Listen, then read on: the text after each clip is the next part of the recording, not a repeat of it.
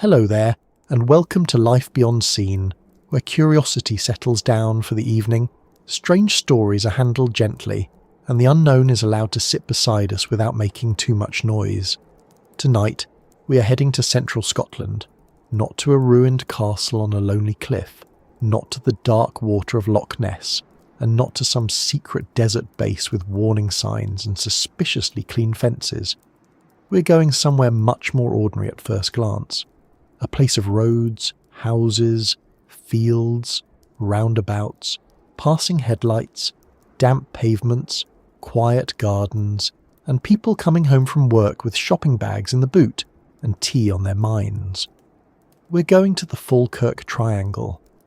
Now, that name does sound a little dramatic, doesn't it? The Falkirk Triangle. It has the feeling of something that should come with a thunderclap, a fog machine, and perhaps one nervous sheep staring at the sky. But the real place is not a movie set. It is a patch of Scotland around Bonnybridge and the wider Falkirk area, a region that became strongly linked with UFO reports during the 1990s. The phrase Bonnybridge Triangle or Falkirk Triangle was used after a wave of sightings attracted local, national and even international attention, and the name itself was clearly borrowing a little mystery from the Bermuda Triangle. Bonnybridge in particular has often been described in newspapers, television pieces, and UFO writing as one of Britain's best-known UFO hotspots.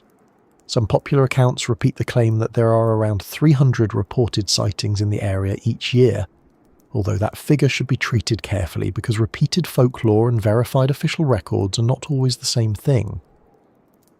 And that careful difference matters tonight, because we're not here to shout that every strange light is a visitor from another star, and we're not here to laugh at every person who looked up and saw something they could not explain. We're here for a calmer question, a quieter one. Why do people keep reporting the same kind of thing? That is the part that makes this story interesting, not just that someone saw a light. People see odd lights all the time.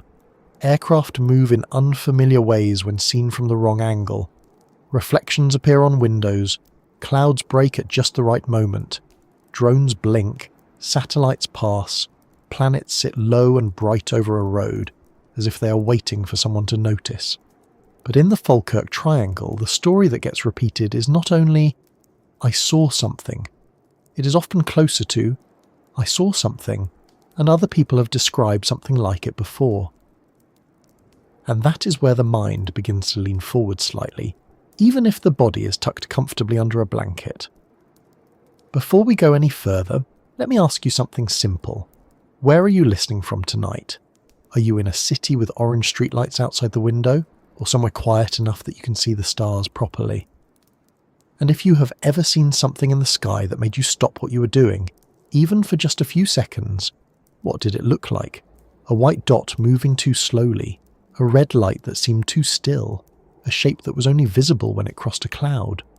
Or maybe nothing mysterious at all, just the moon catching you off guard like it sometimes does when it rises large and low over the rooftops, looking for a moment like it has been installed there by mistake. It is a very human thing looking up. We do it when we are lost. We do it when we are tired.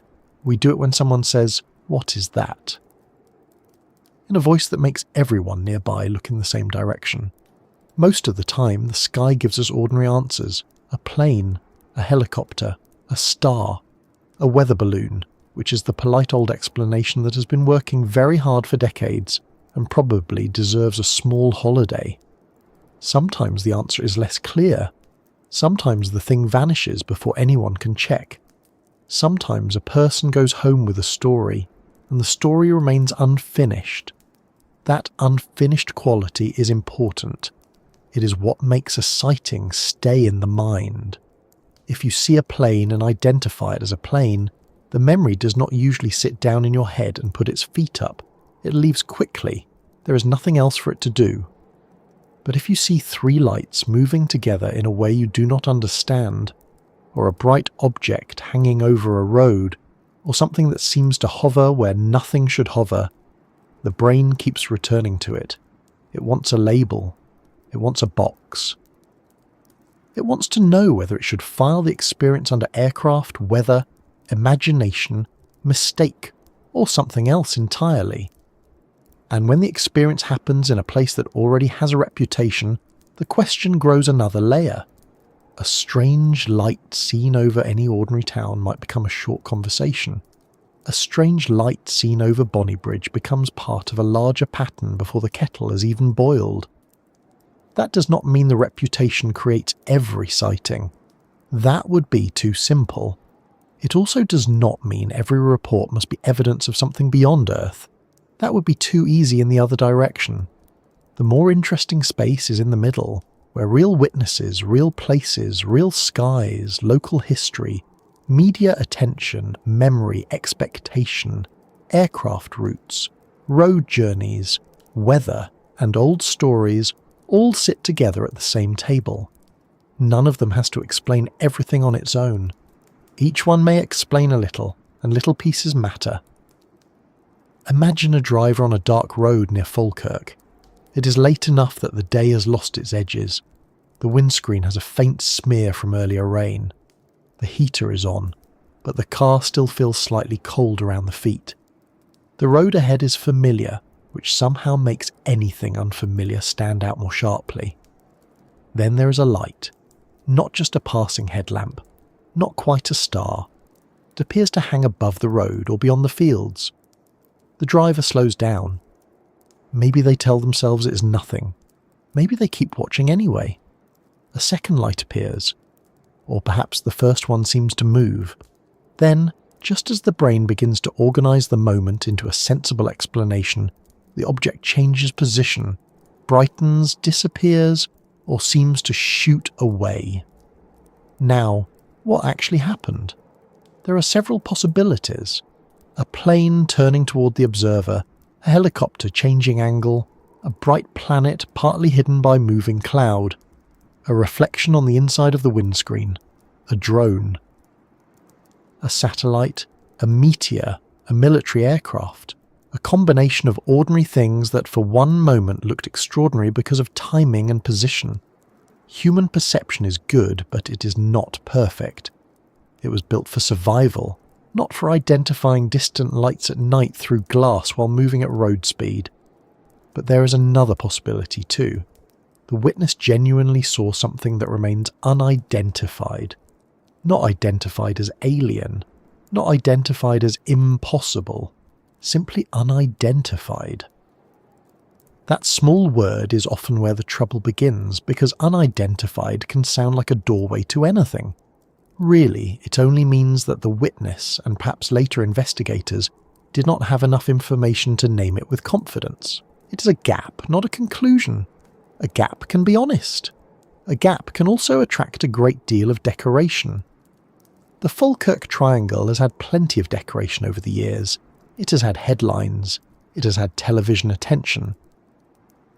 It has had investigators, believers, skeptics, curious visitors, and people who are probably just tired of being asked about flying saucers when they are trying to buy milk.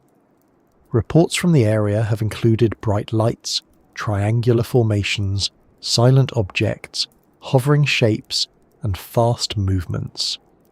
A widely repeated account from 1992 describes local businessman James Walker seeing bright objects near Bonnybridge that seemed to form a triangle before moving away quickly, a story often treated as one of the sightings that helped draw attention to the area. That triangle detail is worth noticing. Human beings are very good at seeing patterns. 3 lights in the sky easily become a triangle. This does not mean nothing was there. It means the mind joins points. It has always done that. It is how we made constellations from stars, roads from landmarks, and faces from shadows on wallpaper when we were children trying to sleep. The brain does not like loose dots. It connects them. Most of the time, this helps us. Sometimes it makes a mystery look more solid than it is. Still, the repeated descriptions are not something to dismiss lazily. When people from the same region, over many years, describe similar lights or movements, there are real questions to ask. Are they seeing the same kind of aircraft activity? Are certain roads giving observers the same angle on distant planes? Are local weather patterns creating repeated visual effects? Are bright planets appearing in the same low part of the sky during certain seasons? Are reports influencing later reports so that people reach for the same language because that is the language already available? Or is there something genuinely unusual about the area that has not been properly explained? That final question is the one that keeps the story alive. It is the small ember under the ash. What makes the Falkirk Triangle useful for a sleep story, oddly enough, is not that it gives us a clean answer. It does not. It gives us a place where several kinds of uncertainty overlap. The uncertainty of the sky, the uncertainty of memory, the uncertainty of local legend, the uncertainty of media reports, the uncertainty of seeing something for only a few seconds and then trying to explain it for the rest of your life. There is also something very ordinary at the centre of it, and that makes it more interesting, not less. Many famous mysteries are wrapped in remote landscapes, deserts, mountains, deep forests, empty moorland, places where the mind expects secrets because there are fewer people around to interrupt them. But the Falkirk Triangle sits close to everyday life. People are not always going there on a grand expedition. They're driving home, walking the dog, looking out of a window, standing in a garden, waiting near a road. That makes the reports feel different. A strange thing in a strange place is one kind of story. A strange thing above a familiar road is another. The familiar road is where certainty usually lives.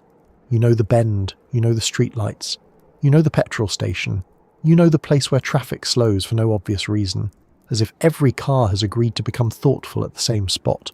So when something unfamiliar appears there, the contrast is stronger. The mind says, I know this place. That does not belong.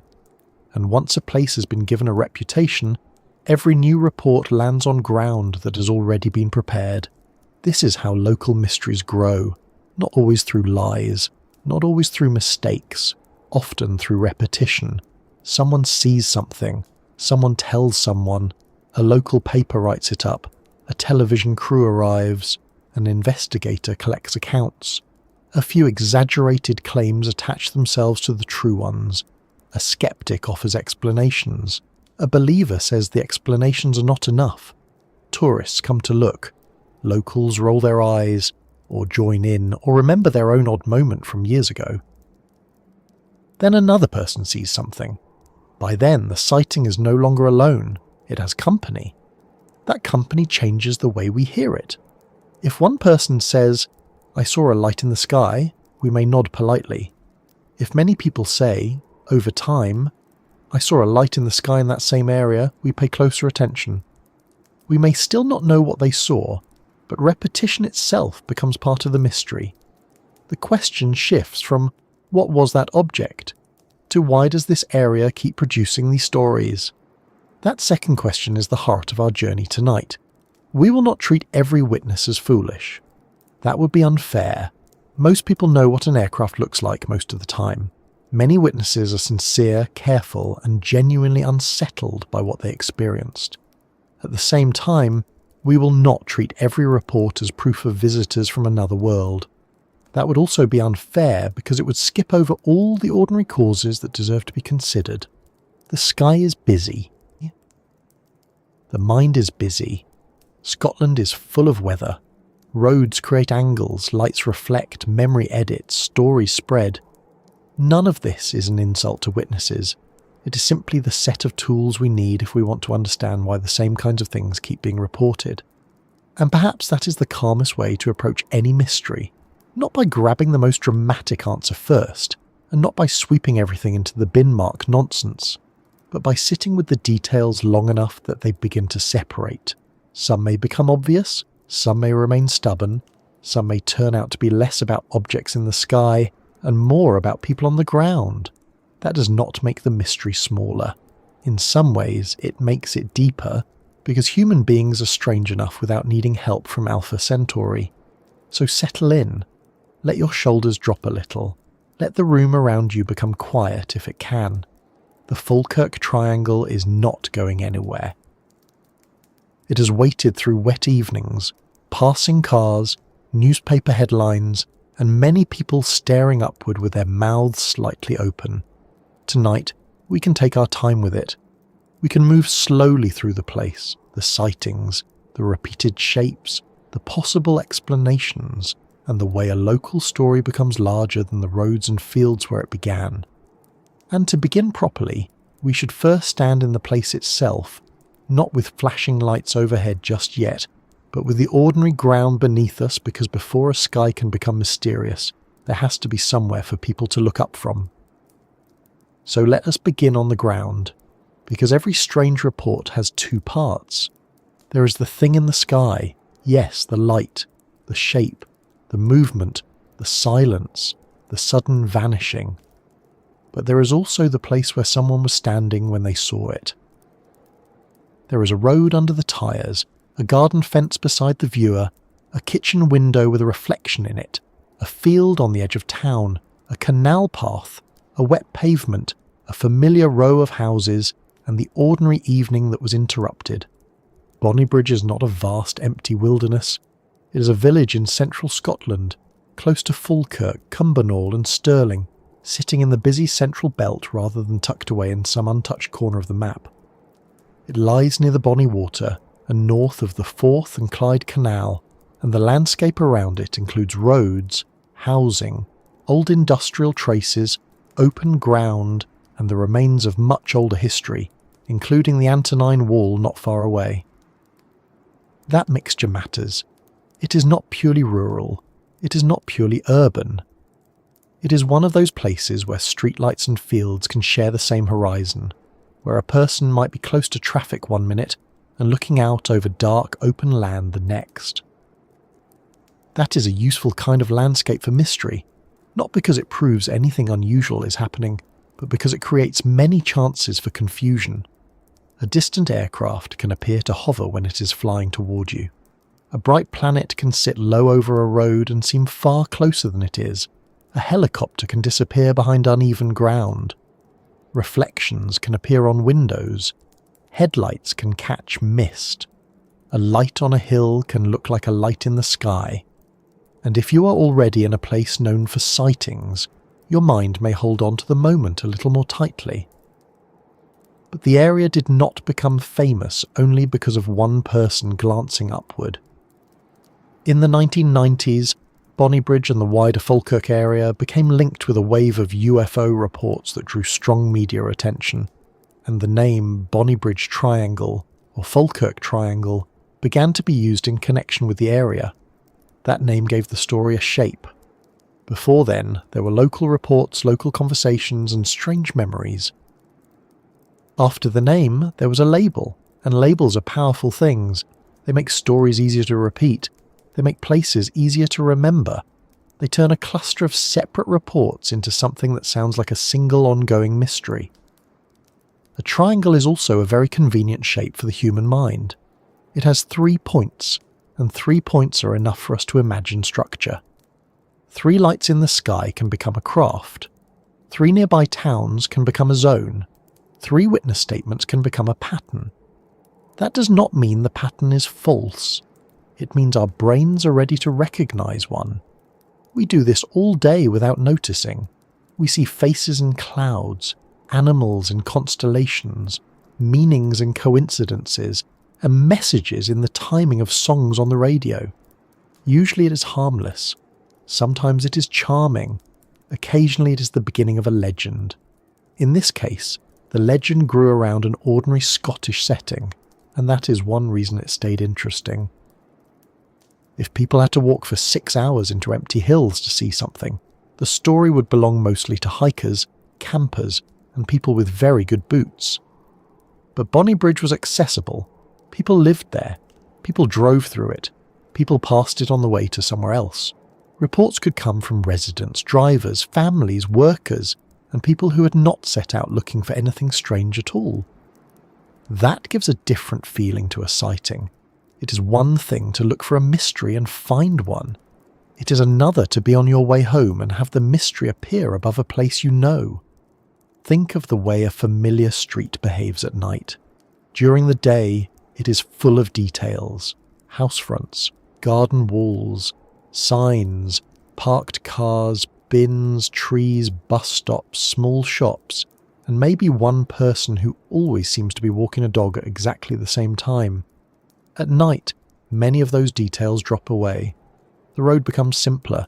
It is reduced to dark blocks and points of light. A street lamp, a window, a signal, a passing car, a star between clouds. Your brain has less information, so it has to do more guessing. Most of the time, those guesses are good enough. But if a light appears where you do not expect one, the whole scene can suddenly feel unfamiliar. That is one of the small tricks of night vision. The dark does not only hide things, it rearranges how we judge distance. A light that is miles away can look near. A light that is small and bright can seem large. A moving object can look still if it is coming toward you, and a still object can seem to move if the clouds around it are moving. If you're standing outside, your own eyes may shift slightly, creating tiny movements that make a bright point appear to drift. Astronomers know this problem very well. Anyone who has stared at a star for too long may know it too. The star starts behaving as if it has plans. Now place that ordinary visual uncertainty in a town with a UFO reputation, and things become more complicated. A person who sees a strange light in a place with no history attached to it may think, "That was odd," and then go to bed. A person who sees the same strange light over Bonnybridge may think, "So it's true," or at least, "Now I understand why people talk about this place." The experience becomes part of an existing story almost immediately. It has somewhere to go. Local identity can work that way. A place becomes known for something, and then new events are pulled toward that meaning. Loch Ness has its monster. Glastonbury has its myths and music. Roswell has its crash story. Warminster had its UFO reputation in England. Bonnybridge became one of the names people reached for when talking about Scottish UFO reports. The Guardian reported in 2002 that Scotland's reputation as a UFO hotspot had grown after sightings in the central belt near Bonnybridge in the early 1990s drew enthusiasts from around the world, and that the area became known as the Falkirk Triangle. That attention changed the area's public image. A village that might otherwise be known mainly to residents, nearby communities, and visitors passing through became linked with the sky. Not the weather, although Scotland has enough weather to keep any conversation supplied for several lifetimes, but the unusual sky. The watch sky. The sky people talked about afterward. It is easy to imagine mixed feelings among locals. Some may enjoy the reputation, some may find it funny. Some may be proud that their small area is known internationally for anything at all. Some may be irritated that outsiders reduce a real place, with real people and ordinary problems, to one question about UFOs. That is understandable. No town is only its legend. People still go to work. Children still go to school. Shops still open. Buses still run. Dinner still has to be made. A place can be famous for strange lights, and still contain someone standing in a queue, wondering why the person in front is taking so long to choose a sandwich. This is where the Falkirk Triangle becomes more human than strange. It is not just about objects, sightings, and claims. It is about what happens when a local area is given a story larger than itself. Once that happens, every new report is heard against the background of all the earlier ones. Even silence becomes meaningful. A quiet night is no longer only a quiet night. It is a night when nothing appeared. Some popular accounts repeat the claim that Bonnybridge and the surrounding area have had around 300 UFO sightings per year, although that figure is often repeated in media and UFO writing rather than presented as a carefully audited official total. It is still worth mentioning because repeated numbers become part of folklore. They travel from article to article. They become the kind of thing people say when introducing the topic. Did you know they get hundreds of sightings there? That statement alone may encourage more people to look up, and if more people look up, more people will see things. Some of those things will be ordinary, some will be misidentified, some will remain unclear. The number feeds attention, and attention feeds reports. That does not mean the reports are invented. It means the environment around a report can shape how often people notice, describe, and share what they see. Imagine two villages with the same night sky. In one, nobody talks about UFOs. In the other, every local knows the place has a history of sightings. The same light appears over both villages. In the first, 3 people notice it and say nothing. In the second, 10 people notice it. 2 take photos, 1 calls a local paper, and someone posts about it online before the light has even faded.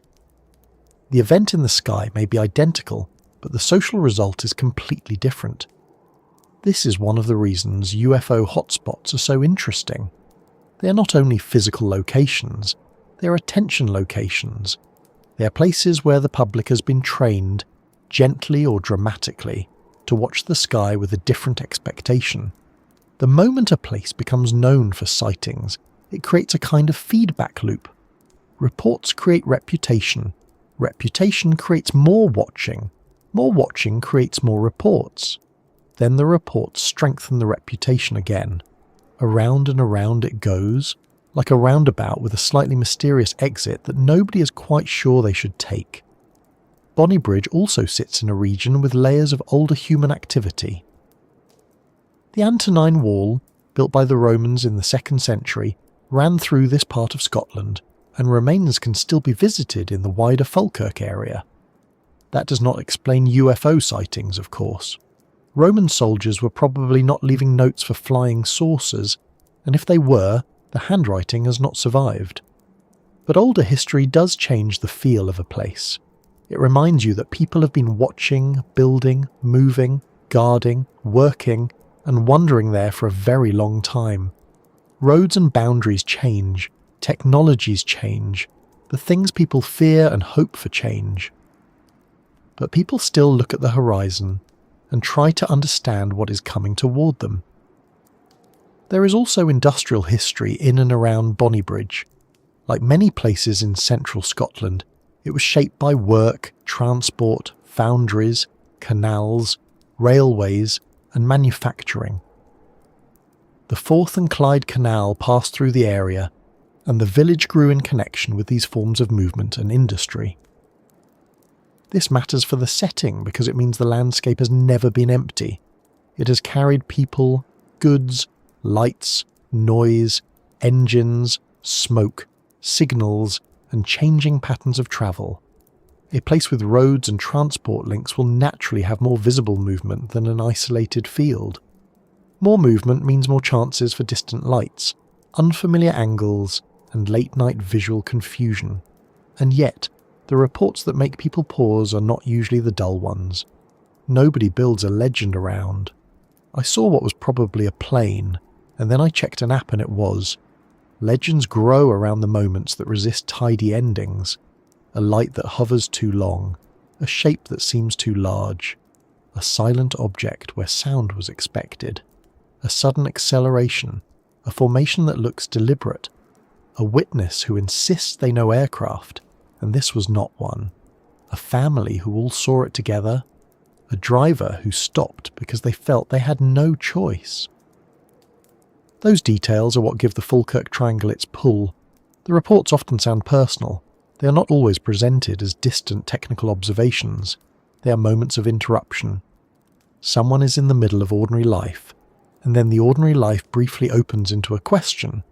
That is one reason people keep listening. We know what ordinary life feels like. We know what it would mean for something unexplained to appear inside it. There is a quiet difference between a mystery in a laboratory and a mystery outside your house. In a laboratory, uncertainty is controlled. It is measured, labelled, repeated, and written down. Outside your house, uncertainty is messy. It comes with cold air, poor visibility, nervous laughter, bad phone cameras, and the sudden awareness that your neighbour may also be looking up, which somehow makes the whole thing both more believable and more awkward.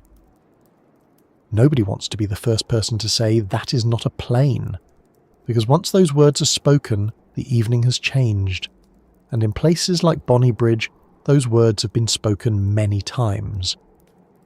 Local councillor Billy Buchanan became strongly associated with calling for official attention to the Bonnybridge reports, and media accounts have described him as lobbying government figures for an inquiry into the sightings. Whether one agrees with his conclusions or not, that kind of public advocacy gave the subject a formal voice. It moved the sightings from private conversation into civic and political space. Now the question was not just, what did people see? It became, should authorities take this seriously? That shift matters. When a councillor, investigator or public figure gathers reports, the stories become more organised. Witnesses may feel more comfortable coming forward. A person who would never tell a newspaper might tell a local representative. A person who feared being laughed at might speak up if they hear that others have reported similar events. Again, this can increase the number of reports without requiring any increase in unusual objects. It can simply increase confidence. People report more when they believe they will be heard. There is a tenderness in that, really. Many people who report strange sightings are not trying to become famous. They are trying to make sense of a moment. They want someone to say, yes, I saw it too, or yes, others have described that, or even, here's the aircraft route that explains it. A clear, ordinary answer can be comforting. A shared mystery can be comforting too, in a different way. It tells the witness that they are not alone with the memory. This may be one reason the Falkirk Triangle has lasted in public imagination. It offers both a place and a community of reports. If you saw something there, your story does not float by itself. It joins a long row of others. Some stronger, some weaker, some detailed, some vague, some likely explained, some still puzzling. Together they create the sense that the sky over this part of Scotland has been repeatedly noticed, and being repeatedly noticed is almost enough to become mysterious on its own. But we should also be fair to the sky. The sky is not a blank ceiling. It is full of objects, most of them ordinary and many of them easy to misjudge. Aircraft heading to or from airports can appear odd from certain angles. Satellites move steadily and silently. The International Space Station can look startlingly bright. Meteors can flash and vanish. Military exercises can produce unusual lights. Lanterns, drones, reflections, flares, and bright stars all have their moments. Even cloud can make a normal object strange by hiding and revealing it in pieces. A plane seen clearly as a plane. A plane partly hidden by cloud seen at night, with no sound reaching the listener, can become a hovering craft. This is not an insult to witnesses. It is an acknowledgement that seeing is complicated. We do not see with our eyes alone. We see with our brains, our expectations, our memories, and our surroundings. If the surroundings include a famous UFO zone, then the brain has one extra file available when it tries to name the thing. That file might be useful. It might also be misleading. A very simple detail can change everything. If you are driving, you cannot watch carefully for long. If you stop, the object may already have moved. If you take out your phone, the camera may make a bright light look like a blurry blob. Because phone cameras are very good at photographing lunch, and less good at solving mysteries in the upper atmosphere. If someone else sees it with you, your memories may begin to influence each other almost immediately. One person says it was triangular, another remembers 3 lights, another says it made no sound. Later, the story becomes smoother than the event actually was. That smoothing is not necessarily dishonest. It is how memory works. Memories are not exact recordings stored neatly in the head like files in a cabinet. They are rebuilt when we recall them. The more we tell a story, the more stable it feels, but stable does not always mean unchanged. A strange sighting can become clearer in memory because the mind dislikes uncertainty. It fills gaps, straightens edges, and sometimes adds confidence after the fact. This is one of the reasons repeated witness statements are so valuable and so difficult. They can contain sincere truth and human reconstruction at the same time. Bonnybridge, then, is not only a place on a map, it is a place in memory. For some, it is the village near Falkirk. For others, it is the Scottish UFO hotspot. For residents, it is home, with all the normal detail that comes with home. For visitors, It may be a place to scan the sky. For skeptics, it is a case study in misidentification and folklore. For believers, it is evidence that something unusual keeps returning. For the rest of us, perhaps it is an invitation to look at how stories gather around a location until the location itself begins to feel changed. And this is where the phrase, "the sky keeps whispering," becomes less about the sky speaking and more about people listening. The sky may not be doing anything different at all, or perhaps it is, in ways we have not measured. But the listening is certainly different. A village with a reputation listens harder, it watches more carefully, it remembers more publicly, it gives its strange moments somewhere to belong. That belonging can keep a mystery alive for decades. A single sighting fades. A place with repeated sightings becomes a destination. A destination attracts investigators. Investigators collect stories. Collected stories attract articles, documentaries, podcasts, and late-night conversations. Those conversations send more people outside to look up. Some see nothing. Some see Venus and feel slightly cheated. Some see a plane and decide not to mention it. Some see something they cannot explain and add their voice to the long, uneven record. By now, the Falkirk Triangle is not just a question of what happened in the 1990s. It is a question of how a place becomes known for a certain kind of experience. It asks how geography, media, memory, and expectation can meet under a dark sky. It asks why one town becomes a name in UFO culture, while another, with perhaps similar skies, remains just a town. It asks whether repeated reports point to repeated causes, repeated attention, or something not yet understood. The careful answer, for now, is that all three possibilities deserve space. Repeated causes may include aircraft routes, bright astronomical objects, weather conditions, drones, satellites, and visual effects.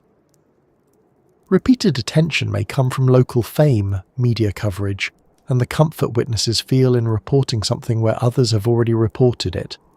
Something not yet understood must remain possible only in the honest sense that not every report can be solved from a distance years later. We do not need to force certainty where the evidence is thin. We can allow some cases to remain open without filling them with spaceships by default. That is the calmer way through the Falkirk Triangle. Not to charge in with a conclusion, but to walk through it slowly, noticing the normal features first. The canal, the roads, the houses, the fields, the older ruins, the industrial past, the busy central belt location, the local reputation, the witnesses who looked up, the journalists who arrived, the investigators who listened, the skeptics who explained, the believers who insisted something remained. All of these are part of the place now.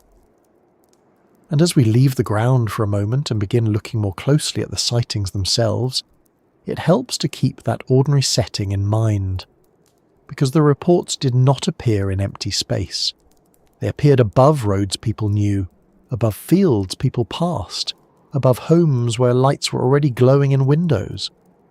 The strangeness came not from a distant galaxy on a screen, but from the sudden feeling that the familiar sky over a familiar place had done something unfamiliar.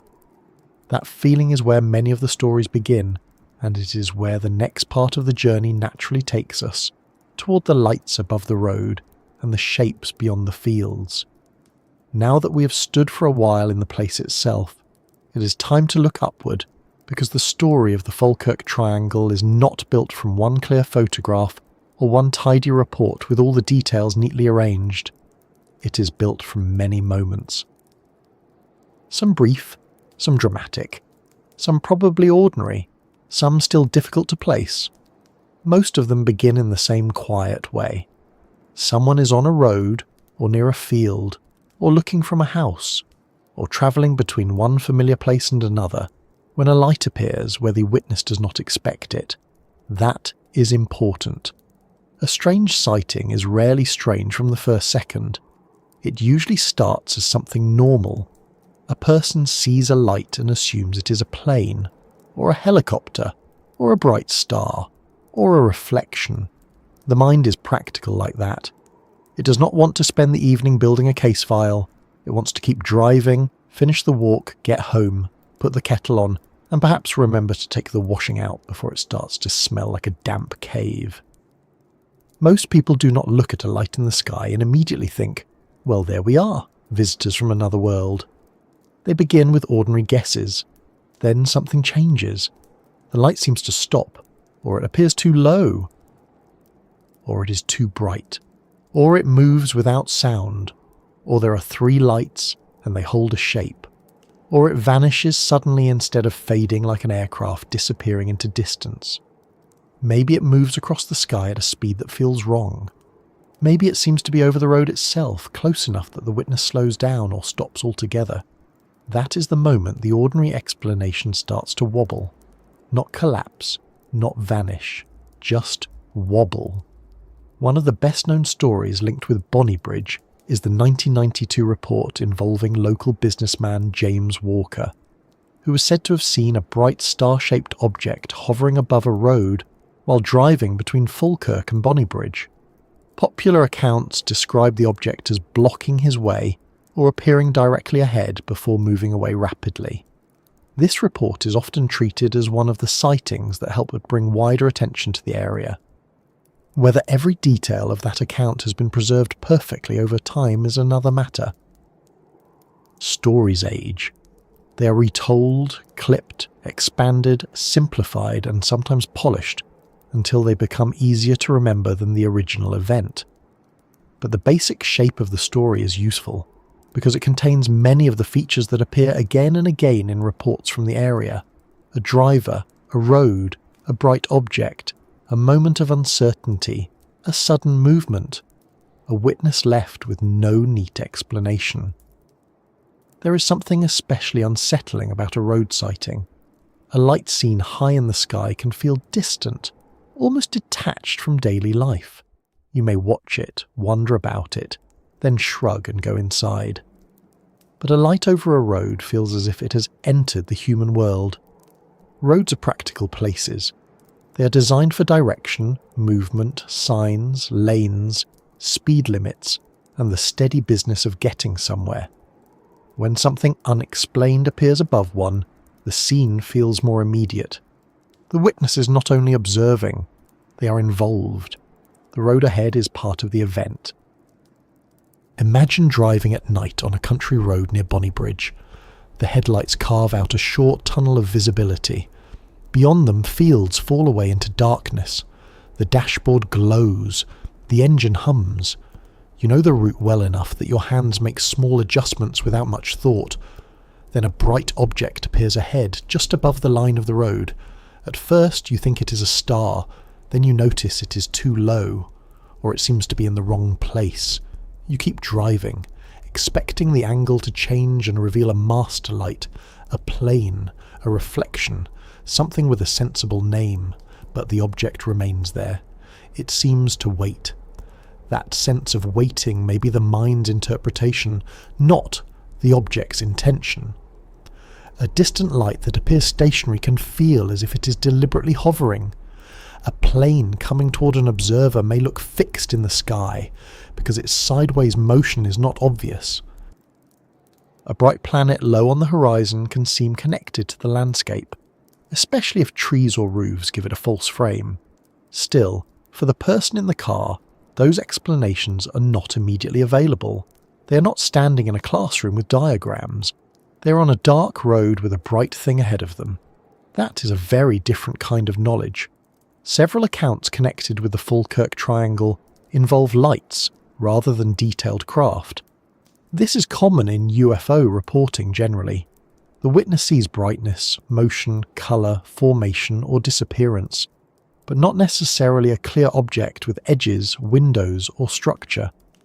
Media and UFO histories often describe Bonnybridge reports as including strange lights, star-like shapes, and objects seen from roads or around nearby settlements, especially during the wave of attention that began in the 1990s.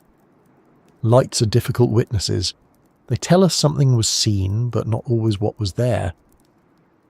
A light can be attached to an aircraft. It can be a reflection.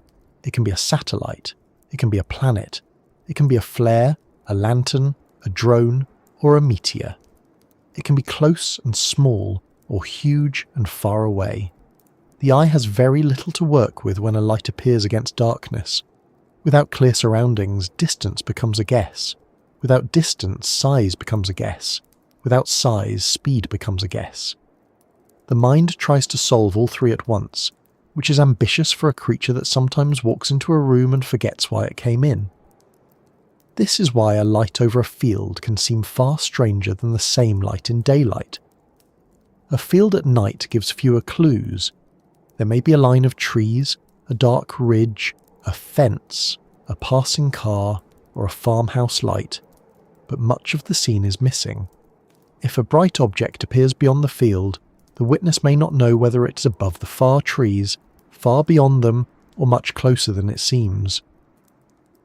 The landscape becomes a measuring tool with half the markings rubbed away. The fields around towns like Bonnybridge and Falkirk also create another effect. They give the sky space. In a city centre, buildings break the view into pieces. In more open areas, the horizon is wider. A person can notice motion across a larger stretch of sky. That can make ordinary objects more visible. It can also make ordinary objects more mysterious, because there is enough open darkness for the mind to lose scale. A plain scene over a busy city has context. A plain scene above dark fields can look like a silent object crossing a private stage. Some reports describe lights moving in formation. This is another important part of the pattern. 3 lights can be read as 3 separate objects, or as one triangular object with lights at its corners. The difference matters, but in the moment it may be impossible to tell. If 3 aircraft are spaced apart at a distance, or if 2 aircraft and a bright star happen to line up briefly, the brain may connect them. It does this automatically. It is not being foolish. It is doing what it has always done. It makes shapes from points because shapes are easier to understand than loose information. A triangle is especially tempting because it feels structured. 2 lights are a line. 3 lights become a form. Add silence and slow movement, and the form begins to feel like a craft.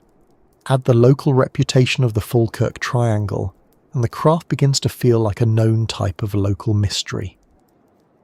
By the time the witness tells a story, they may say, "It was triangular, when the raw experience was perhaps, there were 3 lights, and my mind held them together." That does not mean the witness is lying. It means perception and description are not the same thing. The name of the area may even make triangular language more available. If people hear Falkirk Triangle and then see 3 lights, the words are waiting nearby. This does not create the lights. It creates a frame for remembering them. Words are like hooks in the mind. Once a place is named after a shape, sightings that fit that shape become easier to notice, easier to report, and easier to repeat. Still, we should not flatten every report into psychology. That would be too tidy. Some witnesses have described lights behaving in ways that ordinary explanations do not easily satisfy from the limited information available. Sudden acceleration, silence, hovering, unusual colours, multiple witnesses and objects seen from different viewpoints can make a report harder to dismiss quickly. Harder, but not impossible. A helicopter can hover. A distant aircraft can seem silent. A meteor can appear suddenly and vanish. A satellite can move smoothly without sound. Drones can do strange little dances that would have seemed much more impressive before people started buying them for weekend hobbies. Even a cluster of ordinary objects can look coordinated when seen for only a short time. This is the quiet frustration of UFO reports. The same description can point in several directions. A bright light moved quickly across the sky, might be a meteor, an aircraft, a satellite, or something else. A silent object hovered, might be a helicopter too far away for the sound to carry, a drone, a balloon, a planet mistaken as nearer than it was, or an actual object that remains unidentified. The words alone rarely solve the case. We need time, direction, weather, aircraft records, astronomical positions, photographs, video, witness location, and sometimes the boring but useful detail of whether the witness was looking through a window. Windows deserve more blame than they usually receive. They sit quietly in houses and cars pretending to be innocent, while reflecting lamps, dashboard lights, phones, televisions and streetlights. A reflection on a window can look like a light outside. If the viewer moves, the reflection may move too, creating the impression of something drifting. Car windscreens add more complications because they're curved, sometimes wet, sometimes smeared, and often full of small internal reflections from the dashboard. A mysterious light ahead may be outside the car. It may also be something inside the car, pretending very convincingly to have travel plans. But many road witnesses do not report a fleeting reflection.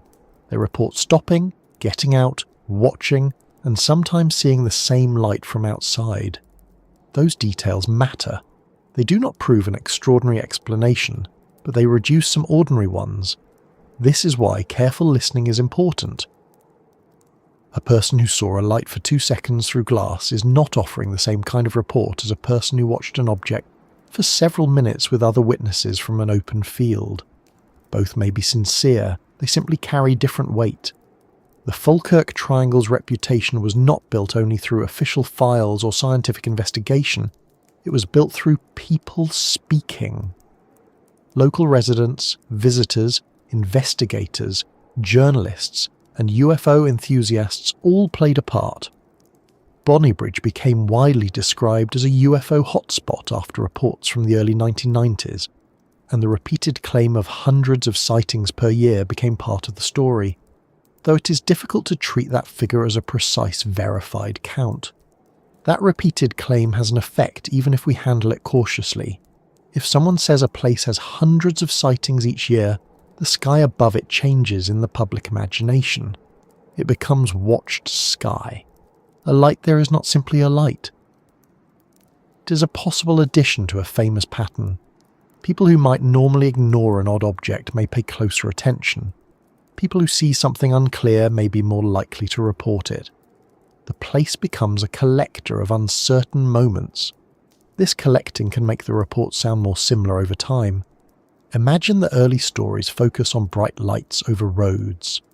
Later witnesses, already familiar with those stories, may describe their own sightings using the same language. Again, not because they are inventing anything, but because available language shapes memory.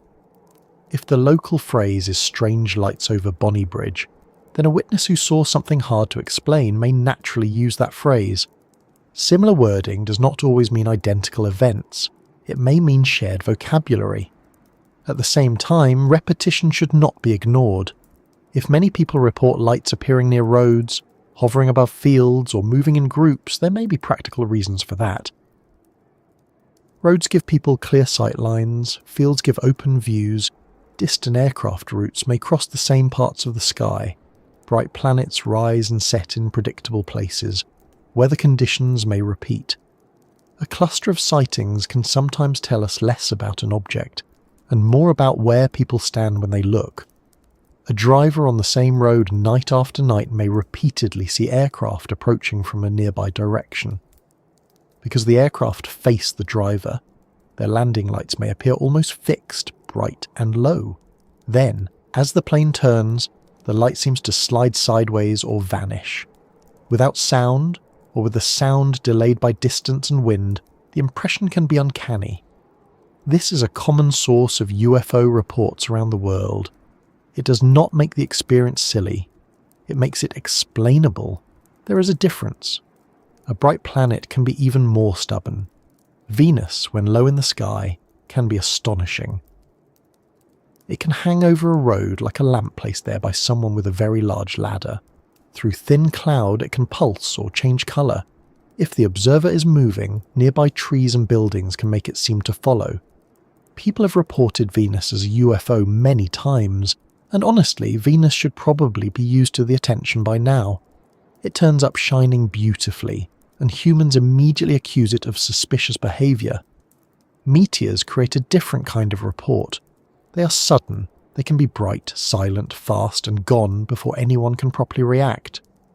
A very bright meteor or fireball can appear low and close, even when it is high in the atmosphere. If a person sees one while driving, they may remember it as descending near a field or road. If several people across an area see it, the reports may sound local even though the event was visible over a much wider region. In that case, the sky does something real and natural while the human mind places it nearby. Then there are satellites. For most of human history, a moving point of light crossing the stars would have been unusual. Now the night sky contains many satellites, and some can flare briefly when sunlight reflects from their surfaces. The International Space Station can be bright enough to surprise anyone who does not expect it. It moves smoothly, silently, and with a confidence that can feel almost deliberate. If seen by someone already thinking about UFOs, it may become part of a sighting story before the tracking app has a chance to defend itself. Drones have made modern sightings even more complicated. A drone can hover, turn sharply, change altitude, flash lights, and move without the sound carrying far, especially in wind or traffic noise. In the early 1990s, consumer drones were not the common explanation they are now, but for present-day reports they must be considered. A drone over a field at night can look very odd, especially if the operator is hidden. It may be close enough to appear bright, but far enough that its shape is lost. It can stop and start in ways that aircraft do not. It is a small, ordinary machine wearing the costume of a much larger mystery. Yet the older Falkirk stories remain interesting, partly because they came before drones became everyday objects. That does not make them alien. It simply removes one modern explanation from some early cases. Other explanations remain. Aircraft, helicopters, bright stars, planets, atmospheric effects, reflections, and human memory were all available then, as they are now.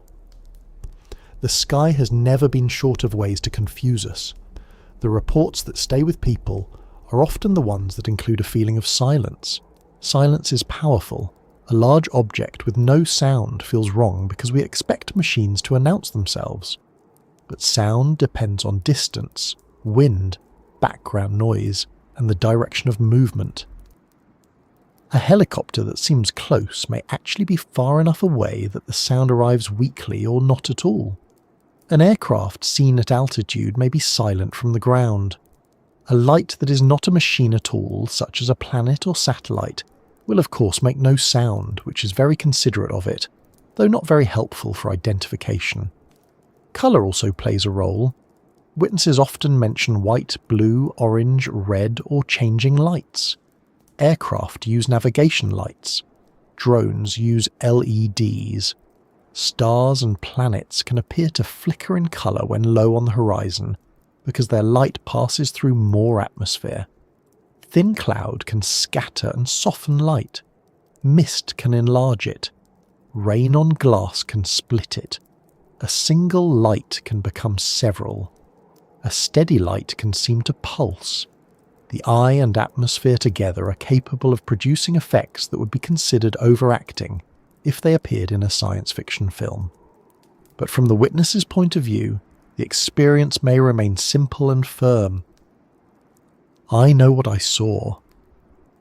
That sentence appears often in unusual reports, and it deserves respect, though not automatic agreement with every interpretation. A person can accurately remember seeing a bright object while being mistaken about its distance. They can truthfully report silence while the object was too far away to hear. They can describe a triangle because 3 lights appeared connected from their viewpoint. Human testimony is not useless. It is also not perfect. It is the beginning of investigation, not the end. In the Falkirk Triangle, the strongest pattern may be the setting itself. Roads and fields, familiar journeys, night skies near ordinary places. A witness has just enough openness to see something, and just enough everyday context to feel surprised by it. That combination creates memorable sightings. A light over an empty wilderness is strange because the place is empty. A light over a road near home is strange because the place is not empty at all. It is known. It is named. It belongs to daily life. That makes the intrusion feel sharper. Think of a family walking in the evening. The air is cold enough that people keep their hands in their pockets. Conversation comes and goes. Someone looks ahead and notices a blue-white glow above the road or beyond the houses. At first, it is only a small interruption. Then everyone stops. When more than one person sees the same thing, the experience changes. A private doubt becomes shared attention. Each person checks the others. Are you seeing this? Is it moving? Is that a plane? Why is it not making noise? A group sighting can feel more reliable because the witness is not alone. But even groups can influence each other while the event is happening. One person's description can become another person's memory within seconds. There is no need to accuse anyone of dishonesty for this. Shared perception is social. When people watch something confusing together, they talk while watching, and their words guide attention. If someone says, "It's triangular," others look for a triangle. If someone says, "It's coming closer," others may feel it coming closer too. The group is not lying. The group is trying to understand. Understanding is a team sport, though not always a perfectly accurate one. Photos and videos should help, but often they do not. Night footage of UFOs has a long and proud tradition of looking like a small bright pea filmed during an earthquake. The camera struggles to focus. The object blooms into a fuzzy circle. Digital zoom turns the image into a nervous soup of pixels. The witness says it looked clear in person, and they may be right. Cameras are not eyes. They can preserve evidence, but they can also remove the context that made the sighting meaningful. A bright object over a road becomes a dot on a black screen, and the mystery becomes both documented and less understandable. This may be why stories remain central. The Falkirk Triangle is carried less by images than by accounts. People describe what they saw, where they were, how they felt, and what the objects seemed to do. The descriptions are often the evidence people remember. A star-shaped object over a road, lights forming a triangle, bright flashes, stationary objects, objects above fields, sudden departures. The details vary, but the emotional shape is often similar. Normal evening, strange interruption, no certain answer. The area's fame means those descriptions no longer belong only to individual witnesses. They are part of a public collection. A new report is compared with old ones. Similarities are noticed. Differences may be forgotten. Over time, the common features become the accepted pattern. Lights, roads, fields, triangles, silence, sudden speed. The pattern may reflect repeated real causes, repeated storytelling habits, or both. Most likely both are involved. There is one more detail to hold gently before moving on. The phrase, "the same thing," can be misleading. People may keep reporting the same kind of thing without seeing the exact same thing. A plane, a planet, a drone, a meteor, and a satellite can all become a bright light in the sky, once described briefly. Different causes can produce similar reports. That is one reason UFO waves are hard to untangle. The reports cluster together in language, but the causes may be scattered. At the same time, some reports may remain difficult even after ordinary possibilities are considered. That is allowed. A calm investigation does not need to solve everything. It can say, "This one is likely an aircraft. This one sounds like Venus. This one may have been a reflection. This one lacks enough information. This one is genuinely puzzling." Not every drawer has to be slammed shut. Some can remain open, provided we do not climb inside and build a spaceship out of wishful thinking. So, when people in and around the Falkirk Triangle describe lights above roads and shapes beyond fields, they are describing more than objects. They are describing the exact point where place, perception, and reputation meet. The road gives the witness movement. The field gives the sky space. The night removes scale. The local legend supplies expectation. The mind connects lights. Memory holds the unusual part and lets the dull parts fade. Later, The story joins other stories that sound similar enough to feel connected. That does not make the reports meaningless. It makes them layered. Each sighting has a possible physical cause and a human life around it. Someone had a reason for being there. Someone had a first thought, then a second thought, then perhaps a little rush of fear. Someone went home and tried to explain it. Someone may still remember exactly where they were on the road when the light appeared. A small place became larger for them in that moment, because the familiar sky did not behave in a familiar way. And as we keep moving through this quiet Scottish mystery, the next question becomes harder to avoid. If so many accounts describe lights, shapes, hovering, silence, roads, fields, and sudden motion, why do those details keep returning? Is it because the same kind of object has been seen again and again? Or because the same kind of human situation produces the same kind of report? To get closer to that, we need to listen not only to what people say they saw, but to how different people, over time, come to describe an experience in such similar terms. The reason this part of the story is so interesting is not simply that people report strange things in the sky. That happens in many places. It happens in cities, villages, deserts, coastlines, mountain roads, and back gardens where someone went outside to bring in the bins and accidentally came back with a lifelong mystery. What makes the Falkirk Triangle different in the public imagination is the repetition, the way certain details keep returning, lights above roads, shapes beyond fields, objects that appear to hover, formations that seem triangular, movement that feels too sudden, silence where sound was expected, a witness who begins with, "I thought it was a plane," and ends with, "but then it did something I cannot explain." That repeated shape of the story is what pulls people in. If one person says they saw a bright object, we may listen politely. If two people say it, we become more curious. If many people, over years, describe something that sounds similar, the mind begins to gather the accounts together. It asks whether the witnesses are seeing the same thing, or whether different things are being squeezed into the same kind of story. The answer may be both, depending on the case. People often imagine that a mystery must have one clean explanation. Either there is something extraordinary above Bonnybridge, or everyone is mistaken. Either it is visitors from somewhere else, or it is all aircraft, planets, reflections, and local excitement. But real mysteries are rarely so tidy. A long-running sighting area can contain many different causes. One report may be a plane, another may be Venus, another may be a helicopter, another may be a reflection on a car window, another may be a meteor, another may remain genuinely unclear because too much time has passed and not enough information was recorded. Yet when these reports are told in ordinary language, they may all start sounding related. A bright light, a strange movement, no sound, a sudden disappearance. The words make neighbours of events that may have very different origins. That is one reason so many witnesses can describe the same strange thing without necessarily seeing one single, repeated object.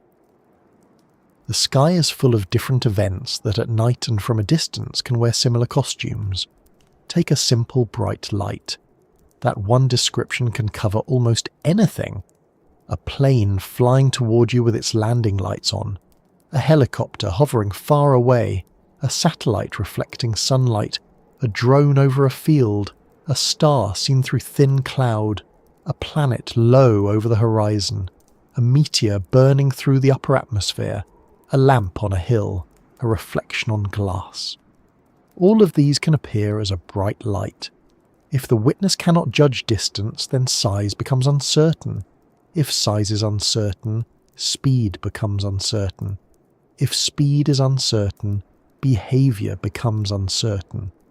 The whole sighting becomes a puzzle built from guesses, and the brain has to finish the picture with whatever information it has available. The brain is good at finishing pictures, sometimes too good. It is always trying to make sense of incomplete information. If it sees 3 points of light, it may connect them into a triangle. If a light grows brighter, It may decide the object is coming closer. If a light vanishes behind cloud, it may seem to disappear instantly. If no sound is heard, the object may feel silent and therefore stranger. If the witness is moving in a car, the motion of the viewer can be mistaken for motion of the object. It is not that the witness is foolish. It is that the situation gives the brain very little to work with, and the brain, being a helpful but occasionally overconfident assistant, fills in the gaps. This is especially true at night. Darkness removes detail. It takes away trees, buildings, fields, hills, distance markers, edges and surfaces. It leaves isolated points of light. During the day, a person can often tell whether an object is close or far because there are many visual clues around it. At night, a bright light against a dark sky can seem to be almost anywhere. A small object close by and a large object far away may look similar. A slow object nearby and a fast object far away may also look similar. Without a clear background, the eye struggles. The mind then has to choose the most likely explanation, and sometimes the most likely explanation does not feel likely at all. Now add the Falkirk Triangle's reputation to that moment. A witness in a place with no UFO history may see a strange light and keep the memory private. They may never report it.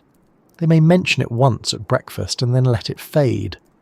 But a witness in a place already known for reports has a ready-made path for the experience. They know the area has a name. They know others have seen things. They may have heard stories from neighbours, local papers, television programmes, or online discussions. So when they see something odd, the experience does not sit alone. It immediately joins a larger story. That does not mean the witness invented it because of the reputation. It means the reputation helps decide what happens after the sighting. A strange light becomes reportable. A private doubt becomes a public account. A moment of confusion becomes another piece in the local pattern. The sky may not have changed, but the social meaning of the sky has changed. This is a very human process. We are more likely to notice things that we have been told are important. If someone tells you a certain road is haunted, you may pay more attention to every creak of a tree and every flash of a passing headlight. If someone tells you a village has many UFO sightings, you may watch the sky more carefully there than you would somewhere else. More attention leads to more observations. More observations lead to more reports. More reports strengthen the reputation. Then the reputation encourages more attention. Around it goes, slowly and quietly, like a clock that runs on curiosity. This kind of loop does not require deception. It can be built entirely from sincere people noticing sincere things. The key is that attention is not neutral. Attention selects. It decides what gets remembered, what gets shared, and what gets connected to earlier stories. If 100 people in an ordinary town see a bright light and 99 ignore it, the town has no mystery. If 100 people in a famous UFO area see the same bright light and 20 report it, the place gains another layer of strangeness. The event in the sky may be identical. The human response is not. There is also the matter of language. Once a place has a known story, people often describe new events using the language of older ones. If earlier reports mention triangular lights, later witnesses may use the word triangular when they see 3 lights, even if they are not completely sure whether the lights belong to one object or several. If older reports mention hovering, a light that seemed still for a while may be described as hovering. If people have heard that sightings in the area are silent, they may notice the absence of sound more strongly. The words are already waiting. This is not lying. It is how memory and description work. We rarely describe an experience from scratch. We use available phrases. We borrow shapes from stories we already know. A person who sees a strange object after watching a news report about UFOs may reach for the same words used in that report, because those words feel close to the experience. The language becomes shared, and shared language can make different sightings sound more alike than they truly were. Memory also changes over time, not always dramatically, and not always in a way that matters but enough to be important. A sighting may last 20 seconds. The witness may talk about it for 20 years. Every retelling is a reconstruction. The brain rebuilds the event using the original memory, later thoughts, other people's reactions, and new information learned afterward. If a witness later hears that others saw triangular lights, their own memory of 3 lights may become more firmly triangular. If they learn that many people reported silent craft, their memory may emphasize silence. The event may remain sincere, but the edges can become cleaner in memory than they were in real life. The brain likes clean edges. It likes stories with beginnings, middles, and endings. It likes causes and effects. But an unexpected light in the sky is often messy. The witness may not know exactly when it appeared, how high it was, how far away it was, how long it lasted, or what direction it moved. Later, when telling the story, those uncertain parts may become smoother. It came from the east. It hovered for 5 minutes. It shot straight up. Some of those details may be accurate, some may be estimates, some may be memory trying to turn a confusing moment into something easier to hold. This is one of the reasons witness reports need care. They should not be mocked. They should not be treated as perfect recordings either. A good witness can still misjudge distance. An honest person can misremember timing. A group can influence itself. A confident account can contain mistakes. At the same time, a report that contains possible errors is not worthless. It may still tell us that something was seen, that it was unusual to the witness, and that it fits a broader pattern of how people in the area experience the sky. Group sightings are especially fascinating. When several people see the same thing, the report often feels stronger, and sometimes it is stronger. Multiple witnesses can confirm that an event happened outside one person's imagination. They can help establish direction, timing, and movement. But groups also create a small social laboratory. People talk while watching. One person says, "It's moving." Another says, "No, it's hovering." Someone else says, "It's shaped like a triangle." These comments shape what others attend to. By the time everyone tells the story later, the group may have agreed on a version that feels shared and certain, even if each person's first impression was slightly different. Again, this is not trickery. It is cooperation. People are trying to understand what they are seeing. In a confusing situation, we look to others for clues. If everyone sounds alarmed, the event feels more alarming. If someone offers a simple explanation, the event may feel less strange. If nobody can explain it, the mystery grows. The witness is not just watching the sky. They're also watching the reactions of other people. A place like the Falkirk Triangle gives those reactions a head start. People may already know what kind of story they are inside. A light appears and someone says, perhaps half joking, "There's another one."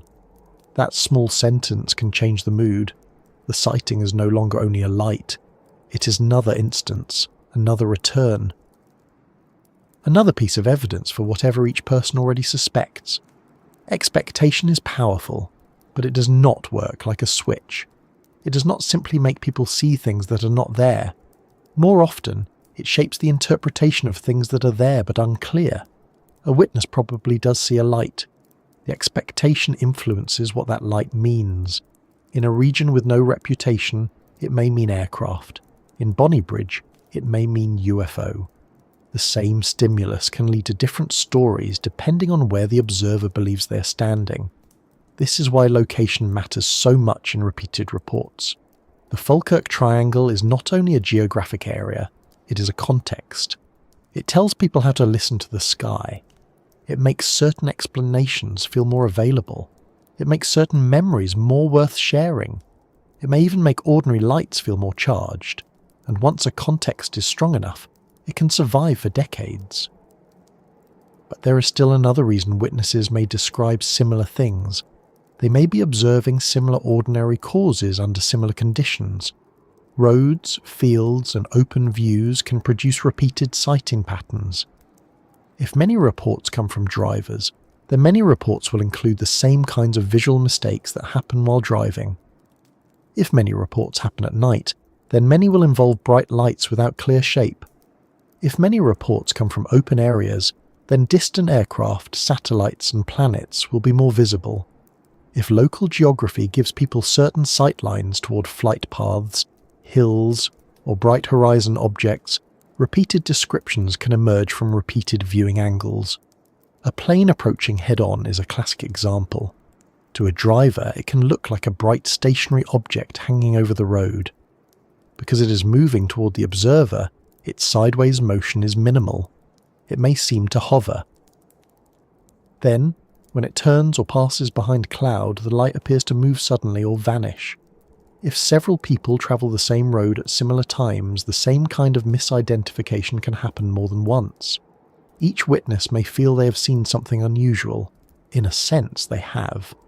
They have seen an ordinary object in an unusual visual situation. Venus can do the same thing, though with more patience and less engine noise.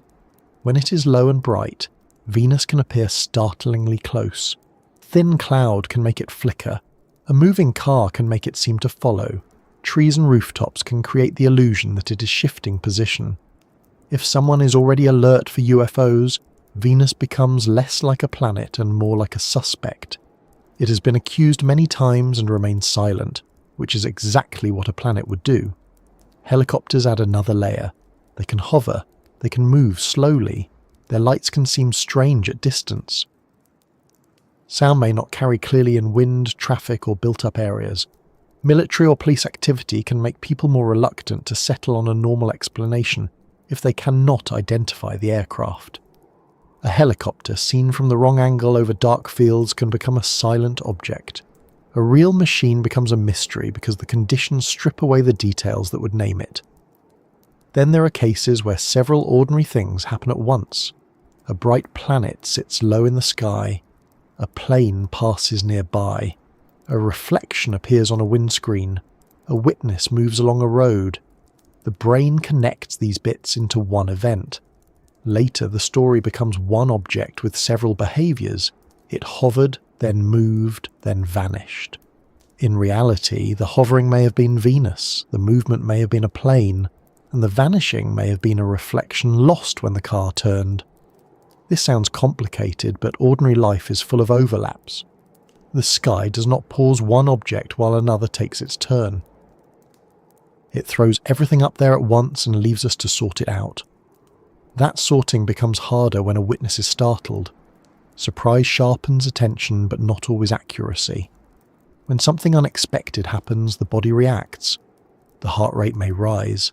The witness may feel cold, nervous, excited, or oddly still. In that state, the brain prioritizes meaning. Is it dangerous? Is it important? Should I stop? Should I call someone? Fine measurements of angle, altitude, and duration are not usually first on the list. The witness may remember the feeling more strongly than the details. Later, the feeling can become evidence in itself. It felt unlike anything normal. That may be true emotionally, but emotion alone cannot identify an object. Even so, emotion matters because it explains why the memory lasts. A dull light is forgotten. A light that makes someone pull over, stare, and feel briefly unable to explain the world is remembered. It becomes a story because it created a strong feeling. The stronger the feeling, the more often the person may retell it. The more often it is retold, the more it joins the public memory of the place. The media also plays a role, and not always in a sinister way. Journalists like stories with names, places, witnesses, and mystery. The Falkirk Triangle has all four.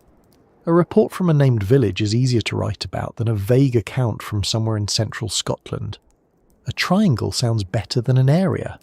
A local wave of sighting sounds better than a scattered set of unrelated observations. This does not mean media invented the story. It means media helped package it. Once packaged, it could travel. Television and newspapers often need clarity. They do not have much patience for several people reported ambiguous nocturnal lights under conditions of limited visibility, with possible explanations including aircraft, astronomical objects and cultural expectation. That may be accurate, but it's not likely to keep anyone watching after the weather. Scotland's UFO hotspot is much easier. A simple phrase can carry a complicated situation very far. After that, the place becomes known beyond itself. People who have never been to Bonnybridge hear about it. UFO enthusiasts visit. Skeptics discuss it. Locals are asked about it. Old reports are repeated. New sightings are compared to old ones. The same descriptions appear again and again, partly because those are the descriptions people expect to find. The story develops a centre of gravity. Belief and skepticism both shape how reports are heard. A strong believer may treat similarity as proof. So many people saw the same thing, therefore something must be there. A strong skeptic may treat similarity as contamination. They all heard the same stories, therefore they are repeating the same idea. Both responses may be too quick. Similar reports can be meaningful without proving an extraordinary cause. They can also be influenced by local legend without being worthless. The careful approach is slower. It asks what details are genuinely shared, what details are vague, what conditions were present, and what each witness could reasonably have known before the event. For example, if several independent witnesses at different locations, with no contact between them, report the same object at the same time moving in the same direction, that is stronger than several people over many years using similar words. If witnesses give precise times, directions, and durations, investigators can compare those details with aircraft records, satellite passes, weather data, and astronomical charts. If reports are general, late, or filtered through retellings, they are harder to evaluate. The mystery may remain, not because it is impossible to solve, but because the information needed to solve it was never captured. That is a very common problem with UFO reports. The best data would have been collected at the time: exact location, exact time, direction faced, angle above the horizon, weather, photos with landmarks, video before and after the event, whether the witness was indoors or outdoors, whether aircraft were nearby, whether others saw it from different positions. Without those details, even a sincere report becomes difficult to test. It may still be valuable as a human account, but it becomes weak as physical evidence. And yet people do not live their lives as field investigators. They do not step outside with a clipboard every time the sky behaves oddly. Most people are caught unprepared. The strange thing appears, they watch, they react, and then it is gone. Only afterward do they realise which details would have mattered. By then, memory has already begun doing its quiet editing. This is why the repeated reports from the Falkirk Triangle should be treated as a mixture of testimony, local culture, and possible environmental triggers. The witnesses may be sincere. The descriptions may be shaped by shared language. The place may offer repeated opportunities for misidentification. Some cases may remain genuinely puzzling. All of these can be true at the same time. The mystery does not need to choose only one. There is something almost comforting about that if we let it be. It means we do not have to force people into simple categories. Witnesses are not all gullible, skeptics are not all closed-minded, believers are not all foolish, reported lights are not all spacecraft, ordinary explanations are not all insults. A mystery can be real as an experience even when the object turns out to be ordinary. A person's sense of wonder does not vanish just because the answer has wings, rotors, or an orbit. The Falkirk Triangle keeps its power because it sits at the meeting point of seeing and meaning. People see something, then they decide what kind of experience it was. The local reputation helps decide that. The darkness helps. The road helps. The field helps. Memory helps and hinders. Other witnesses help and influence. Media attention amplifies. Over time, similar reports collect until they seem to point toward one hidden source.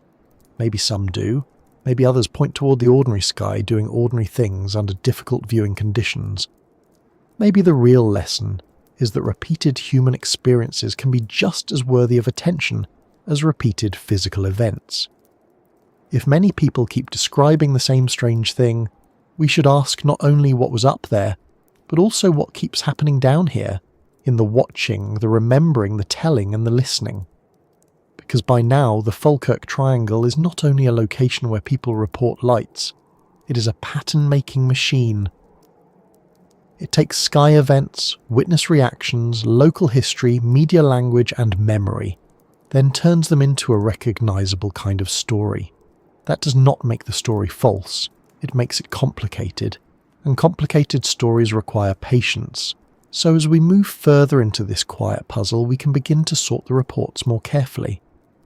Not to drain the mystery away, and not to force every sighting into the same explanation, but to look for the recurring details beneath the famous name, the roads, the fields, the formations, the hovering, the silence, the sudden movement, the times, places and conditions that keep appearing.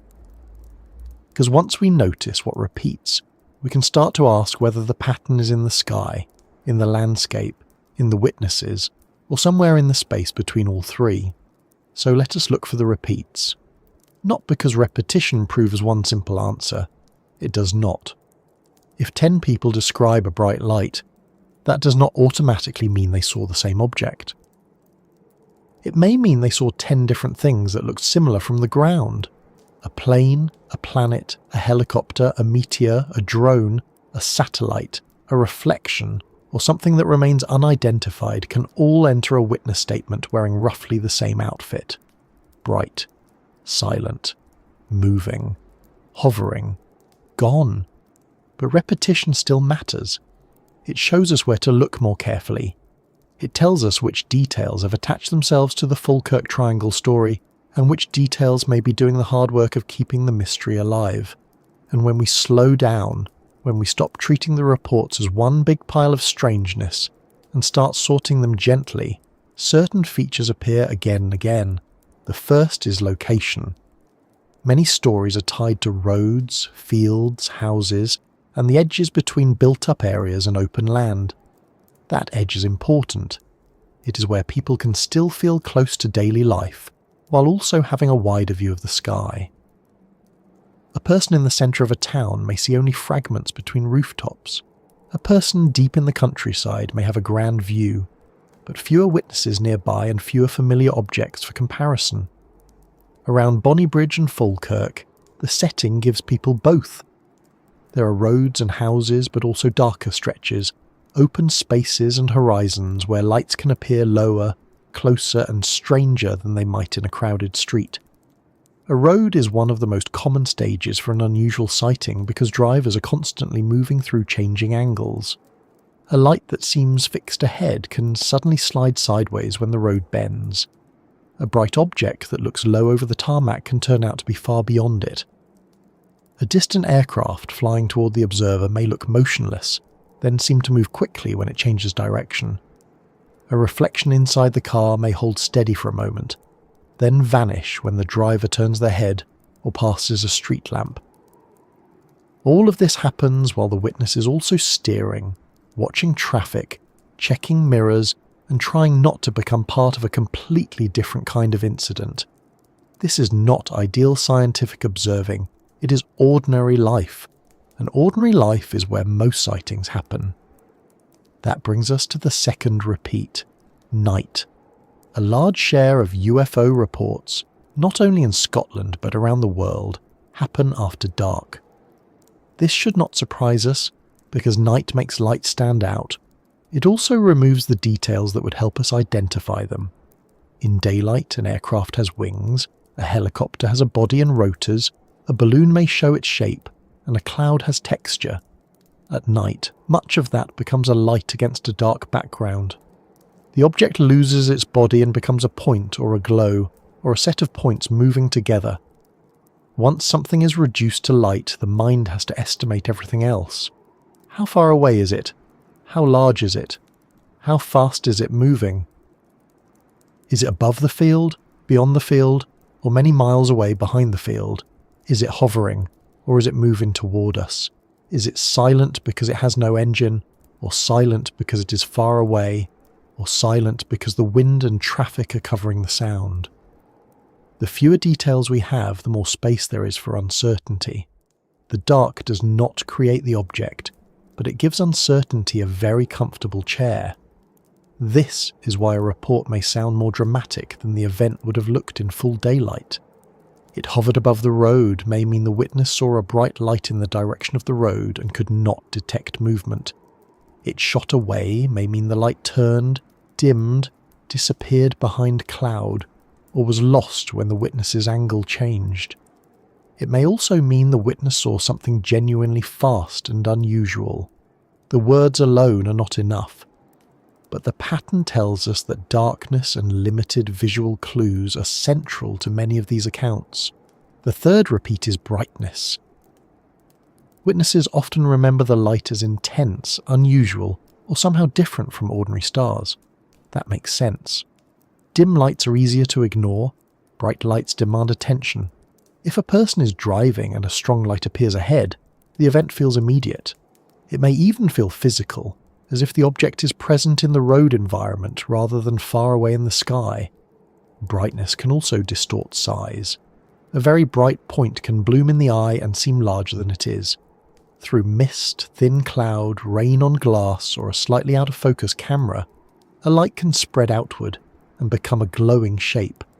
If there are several lights close together, the glow around them may blur the spaces between them. A formation can become a body. 3 lights can become the corners of one large object. 1 bright object and 2 dimmer ones can become a triangle. The brain does not like incomplete shapes, so it draws the missing lines for us. It does this so quickly that we may not notice it happening. This is a useful habit in daily life. If you see part of a chair in a dim room, your brain completes the chair so you do not walk into it. If you see 2 eyes and a mouth, you identify a face almost instantly. But in the sky, that same habit can create confidence where there is not enough information. 3 separate lights become one craft. A glow becomes a solid surface. A gap becomes a hidden body. The witness may genuinely perceive a shape, but the shape may be partly supplied by the mind. The 4th repeat is formation. The Falkirk Triangle name makes this detail especially noticeable because many people have talked about lights appearing in groups or triangular arrangements. A triangle of lights feels different from 1 light. 1 light can be dismissed more easily. 3 lights seem organised. They look deliberate. They create the impression of structure. And structure is one of the things people look for when deciding whether something is a craft rather than a random sky object. But formation is tricky. 3 points will almost always make some kind of triangle unless they are perfectly in a line. Even stars make triangles. Aircraft lights can make triangles. Distant lights on hills can make triangles from 1 angle. A bright planet, an aircraft, and a ground light can briefly form a triangle for a moving observer. The pattern may exist, but the question is whether it exists in the sky as a single object or in the observer's line of sight as a temporary arrangement. This is where timing matters. If 3 lights move together, hold the same spacing, turn together, and vanish together, that is different from 3 lights that only appear related for a few seconds. If the lights are seen by multiple people from different places, and the triangle keeps its shape, that is stronger. If the report is simply, there were 3 lights, it is weaker. Not useless, just weaker. The difference between 1 object and several objects is one of the biggest questions in these reports, and it is often the hardest to answer after the fact. The 5th repeat is silence. Many witness accounts put strong emphasis on the lack of sound. This is understandable. Large things are expected to make noise. A jet, a helicopter, even a low-flying small aircraft usually has a sound that helps us identify it. So when something seems large, low, and silent, the mind gives it special attention. But silence can be misleading, because sound is not as reliable as people think. It depends on wind direction, distance, humidity, temperature, terrain, traffic, and background noise. A helicopter that looks close may be farther away than it appears. A plane at altitude may be visible while its sound is weak or delayed. A light may seem low because it is bright. not because it is nearby. If the object is actually a planet, satellite, meteor, or reflection, there will be no sound at all. The silence then feels mysterious, but it may simply be the wrong expectation attached to the wrong kind of object. Still, silence remains one of the strongest emotional details. A silent sighting feels watched, still, and unnatural. The absence of sound becomes part of the story. People do not usually say, "I saw a light and there was no smell," because they did not expect one, but they do expect sound from a large flying thing. When the expected sound is missing, the event becomes more memorable. The sixth repeat is sudden change. A light appears steady, then moves. A shape hovers, then leaves quickly. A formation sits still, then vanishes. Suddenness is powerful because it creates a before and after. Before, the witness is uncertain but watching. After, the witness is startled. The change is what locks the memory in place. There are ordinary reasons for sudden change. An aircraft can turn and show a different set of lights. It can pass behind cloud. A satellite can enter Earth's shadow and disappear. A meteor can burn out. A drone can change direction. A reflection can vanish when the angle changes. A bright object seen through a gap in trees can disappear when the observer moves. Even the human eye can lose a small light when attention shifts. But to the witness, the change may feel like action. The object did something. It reacted. It left. That is a subtle but important step. When we describe a light as leaving, we give it intention. When we say it vanished, we leave the cause open. A plane can leave. A reflection can vanish. A cloud can hide something. A satellite can fade. The words we choose can make the event feel more or less intelligent. Witness language often slides toward intention because we are used to thinking about movement as purposeful. If something moves quickly, we assume it is going somewhere. If something stops, we assume it is waiting. If something follows the road, we assume it is following us. The sky may be doing nothing of the sort, but the brain is built to read behaviour. The seventh repeat is the witness's first attempt to explain the sighting. Many accounts include some version of, "At first I thought it was a plane," or "I assumed it was a star," or "I told myself it must be a helicopter." This detail is important because it shows that witnesses often begin skeptically. They do not always jump straight to the extraordinary. The mystery begins when the ordinary explanation feels insufficient to them. That feeling may be correct or incorrect, but it is worth listening to. A witness who knows the local sky, who has seen aircraft many times, may notice something genuinely different. At the same time, familiar objects can look unfamiliar under certain conditions. A plane seen from a new angle may not look like a plane. A star seen through cloud may not look like a star. A helicopter at distance may not sound like a helicopter. Knowing ordinary things most of the time does not prevent misidentification in unusual conditions. If it did, life would be easier, and nobody would ever mistake their own phone charger for someone else's. The eighth repeat is uncertainty about distance. This appears quietly behind many reports, even when it is not stated. If a witness says the object was over a field, near a road, above a house, or moving beyond trees, they may be describing direction rather than true location. A light in the same line of sight as a field can be far beyond it. A bright object above a rooftop can be miles away. At night, without visible size or clear background, distance is often guesswork. Distance affects everything else. If the object is close, then it may be small and slow. If it is far away, it may be large and fast. A satellite seems slow because it is very high. A bird close to a street lamp may seem quick and strange. A plane many miles away can appear to hover. A drone nearby can look like a large object farther away. Without distance, we cannot reliably know size, speed, or altitude.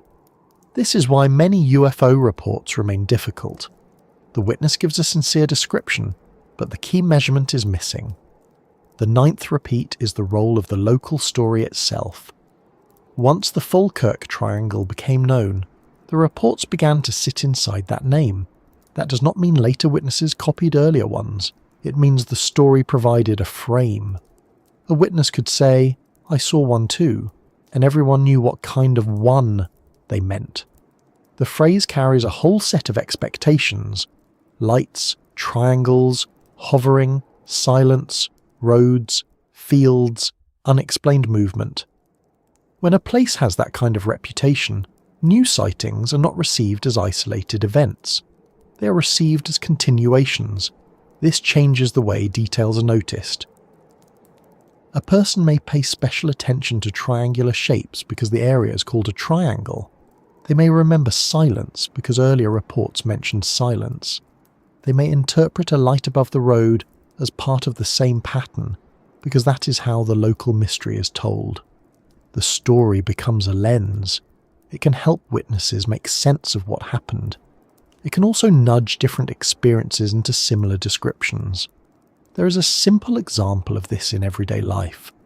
If a house is known for making strange noises at night, every creak becomes part of the house's reputation.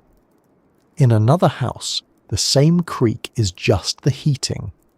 The sound may be identical, but the meaning changes. In the Falkirk Triangle, the sky has a reputation. A light that might be ordinary elsewhere arrives with extra meaning already attached. The 10th repeat is the lack of final proof. This may sound obvious, but it is one of the main features of the pattern. The reports are often strong enough to interest people and weak enough to remain unresolved. They contain more than nothing, but less than certainty. That middle area is where long-lived mysteries thrive. If every sighting had a clear explanation, the story would fade. If one sighting produced undeniable physical proof, the story would become something else entirely. Instead, the Falkirk Triangle remains in the space between. Enough reports to attract attention, enough uncertainty to keep debate alive, not enough evidence to close the matter. That middle space is not useless. It can teach us how people observe, remember, and share unusual events. It can also remind us how difficult it is to investigate the sky after the fact. A report made days, months, or years later is not the same as data collected in the moment. Without precise times and directions, investigators often cannot check aircraft movements, satellite passes, astronomical positions, or weather conditions properly. The report remains a story. It may be sincere, it may be detailed, but it is hard to test. This is why the pattern hidden in the reports may be more about conditions than objects. The conditions repeat: darkness, roads, open views, bright lights, uncertain distance, local expectation, and later retelling. These conditions are enough to produce many similar accounts from many different causes. At the same time, some reports may still sit outside easy explanation. The careful approach is not to throw them all into one basket. It is to ask what each case needs. A strong case needs more than a strange description. It needs multiple independent witnesses, exact timing, clear direction, duration, weather details, and ideally video or photographs with visible landmarks. It helps if the object is seen from different locations, because triangulation can estimate distance and altitude. It helps if aircraft and satellite records are checked quickly. It helps if witnesses write down their accounts separately before discussing them in detail. All of this is very sensible, and almost none of it is what happens when someone unexpectedly sees a light on the way home from work. Real life rarely pauses for proper documentation. This gap between experience and evidence is one of the main reasons UFO stories persist. The experience may feel powerful, but the evidence may be thin. The witness knows the event mattered. The investigator needs more data. The believer trusts the witness. The skeptic trusts the missing data. Everyone may be acting honestly, and still they do not arrive at the same conclusion. The Falkirk Triangle shows this very clearly. The reports have enough consistency to make people curious. Yet many of the consistent details are also the very details we would expect from nighttime misidentifications. bright lights, uncertain shapes, apparent hovering, silence, sudden disappearance, and triangular arrangements are all common in ordinary sky confusion. That does not prove ordinary causes in every case. It does mean that the repeated pattern is not automatically extraordinary. A pattern can point toward the way humans see at night, not only toward what is in the sky. At the same time, it would be unfair to drain all feeling from the story. For the witnesses, these reports are not just data points, they are memories.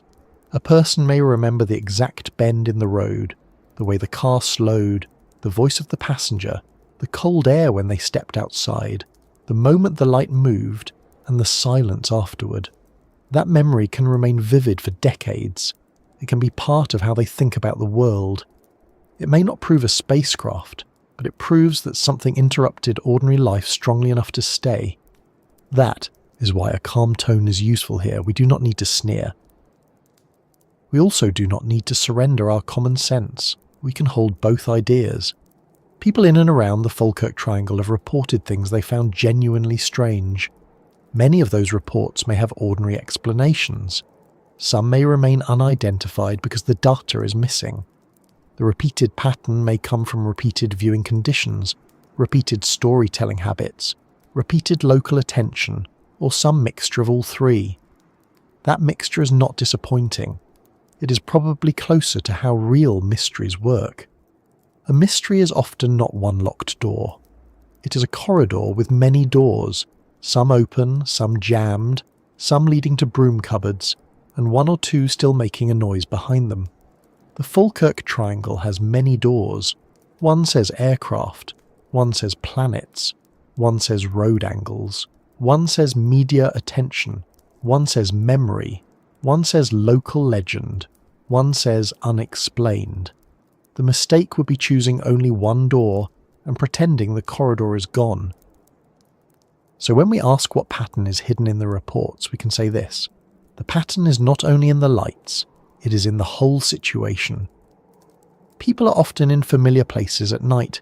They see bright objects under poor viewing conditions. The objects seem close, silent, structured, or unusually fast. The local reputation gives the experience a known category. The witness remembers the most striking details. The story is shared, compared, and added to earlier accounts. Over time, the repeated words become part of the area's identity. This does not solve the Falkirk Triangle. It maps the shape of the question. It shows us where ordinary explanations are strongest and where uncertainty still enters. It gives us a way to listen without being pulled too quickly toward belief or dismissal. And it prepares us for the next careful step. Because once we have noticed the repeated details, we can begin to test the simplest possibilities first. Not because simple answers are always correct, but because in the sky, many extraordinary evenings begin with very ordinary lights. Many extraordinary evenings begin with something very ordinary. A light in the distance, a glow behind cloud, a white point moving slowly over the rooftops, a red flash beyond a field, a shape that only seems to have edges because three lights are holding themselves in a neat arrangement. At first, the witness is not usually trying to enter a mystery. They are trying to understand what they are seeing with the tools they already have.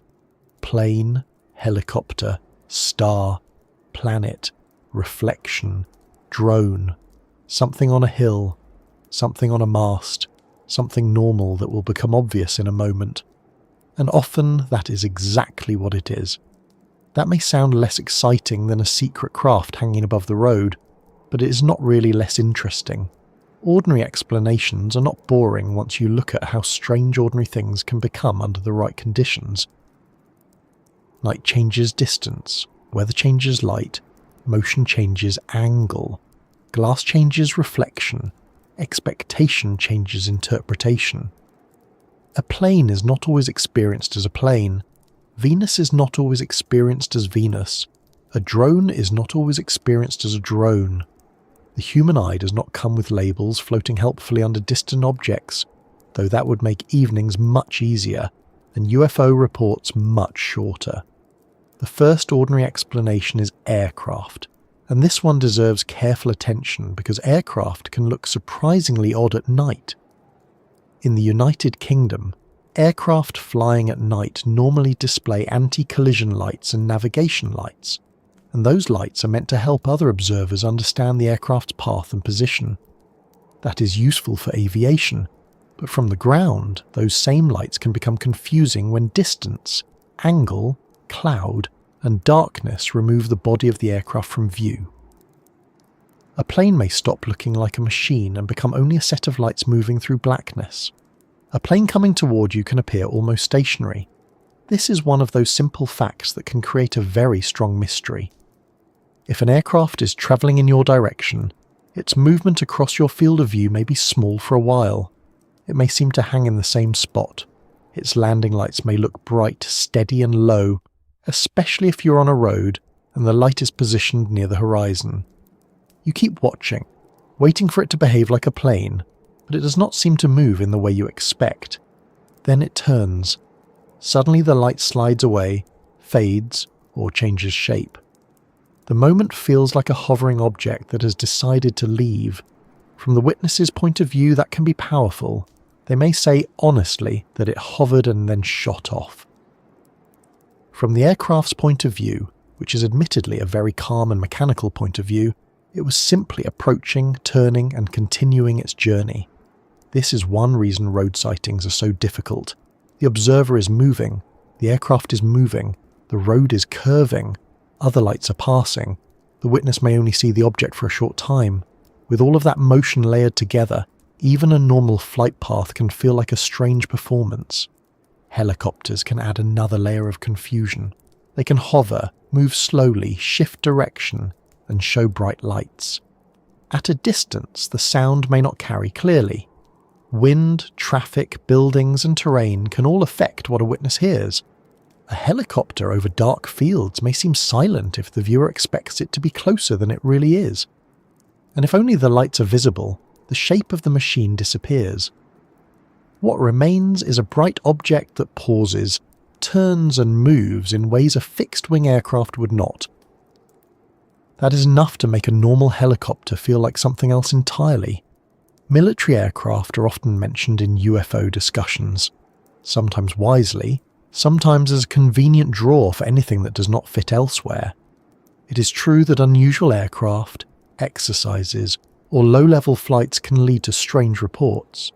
It is also true that not every unexplained light becomes military just because we need a serious-sounding answer.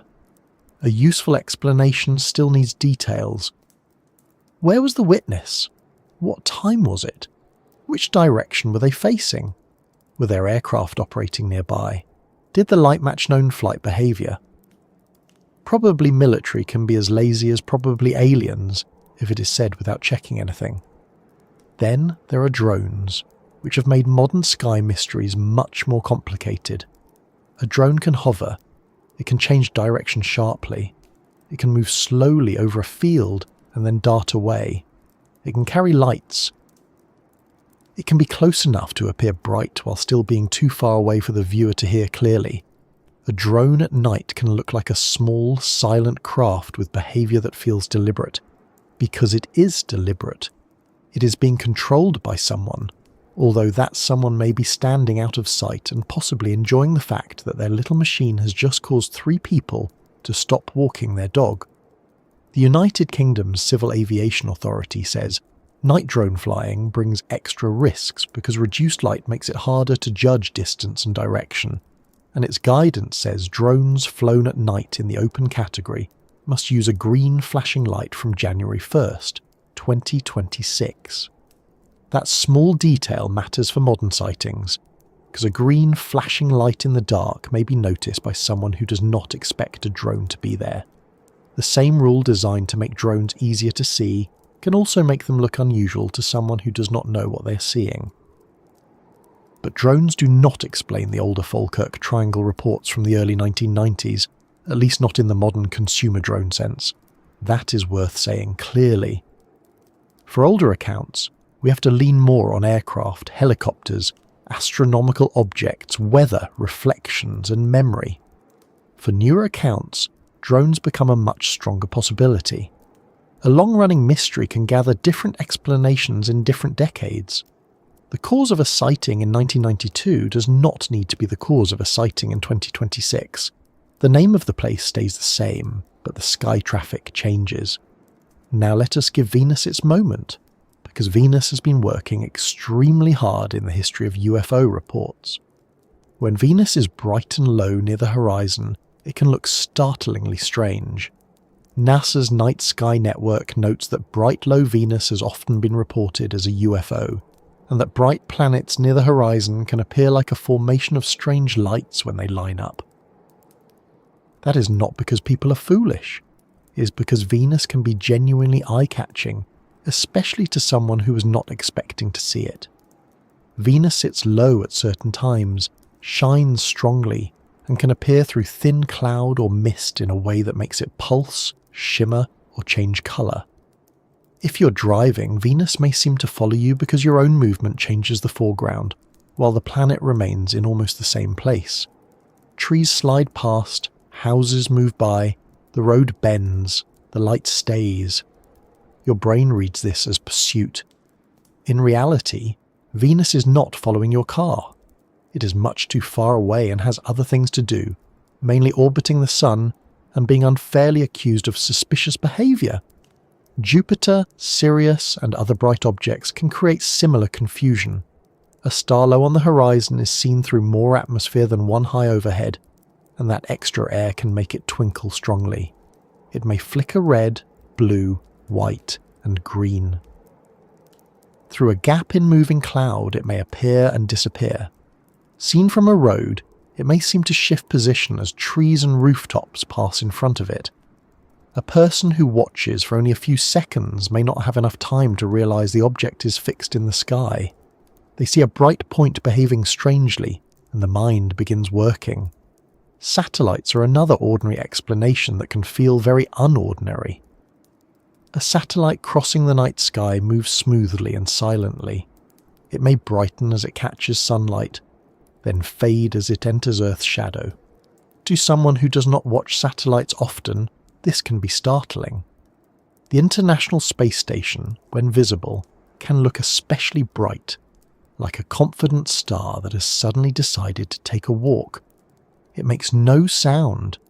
It does not flash like a normal aircraft. It simply glides across the sky and disappears. That is exactly the sort of behaviour that can enter a witness statement as a silent object moving at high altitude. Meteors and fireballs are different because they are brief. They arrive without warning, flare brightly, and vanish before the witness has time to make sense of them. A bright meteor can seem close even when it is high in the atmosphere.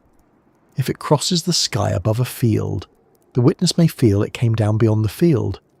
If it appears while a person is driving, the brief flash may be remembered as something falling near the road.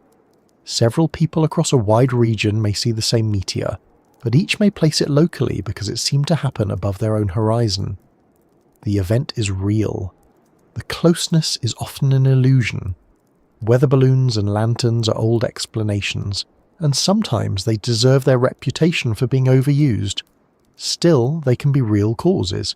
A balloon can drift with the wind and reflect sunlight after sunset. A lantern can glow orange, move silently, rise slowly, and then fade or go out. From a distance, a group of lanterns can look like lights travelling together. They can form rough shapes, separate, change height, or vanish one by one. If someone already expects aircraft-like movement, the slow drifting of a lantern may feel wrong. The wrongness becomes the mystery. There are also ground lights. This is less glamorous but very important. A light on a mast, tower, crane, hill, building or vehicle can look airborne from the right angle. At night, if the structure holding the light is invisible, the light seems to float. If the observer is moving in a car, the light can appear to move against the background. If mist or rain softens it, it may glow larger than expected. If the road rises or falls, a fixed light can appear to lift, sink, or hover. The sky may get the blame for something that was attached to the ground all along. Obstacle lights can be especially deceptive because they are meant to be visible. A red light on a tall structure may sit alone in darkness. If the structure is hidden, the red point seems suspended. If there are several structures at different distances, the lights may appear to form a pattern. Add cloud or rain, and the lights can blur into a shape. Add a local UFO reputation, and the same lights may become part of a story. Nothing has moved except the observer, the air, and the interpretation. Reflections are another quiet troublemaker. A car windscreen can reflect dashboard lights, phones, street lamps, instrument panels, and lights from inside the vehicle. A house window can reflect lamps, televisions, candles, fairy lights, or passing headlights. The reflection may appear to sit outside in the dark, especially if the viewer is focused beyond the glass. When the viewer moves, the reflection moves. When the angle changes, it vanishes. A person may see it for a few seconds and then never reproduce it again. That makes it feel more mysterious, not less. The difficult thing about reflections is that they can look external. The brain expects a window to show what's outside, especially at night when the outside is dark and the inside has small bright lights. If a lamp inside is reflected faintly on the glass, the witness may perceive it as a light beyond the garden. If a car turns and the reflection slides across the windscreen, it may look like a light crossing the sky. This explanation is not glamorous. It does not look good on a poster. But it solves many brief sightings, especially those seen from indoors or inside vehicles. Atmospheric effects are more complicated, but they are worth treating gently. The atmosphere is not empty. It bends, scatters, filters, and distorts light. Mirages happen when light passes through layers of air at different temperatures, and superior mirages can make distant objects appear higher than they really are, sometimes even seeming to float. The University of British Columbia's atmospheric science teaching material notes that some strange horizon sightings, including objects that appear lifted or distorted, can be produced by optical phenomena rather than by objects behaving strangely on their own. Scotland is not a desert highway, of course, and not every atmospheric effect fits every report. But damp air, temperature changes, low cloud, mist, and layers of air can all affect how lights appear. A distant aircraft light may shimmer, a star may change colour, a light on a hill may seem higher or lower, a glow may spread through cloud and make a hidden object seem larger. The witness sees a real visual effect. The mistake lies only in assigning it to the object itself rather than to the air between the object and the eye. Cloud can do a great deal of mischief. A thin layer of cloud can hide the body of an aircraft while letting its brightest lights show through. Patchy cloud can make a steady light appear to blink irregularly. Moving cloud can make a stationary star seem to move. Low cloud can reflect lights from the ground, creating glows where no object is visible. A break in cloud can reveal a planet suddenly, making it seem as if a light has just appeared. Then the cloud closes, and the light vanishes. To the witness, that can feel like arrival and departure.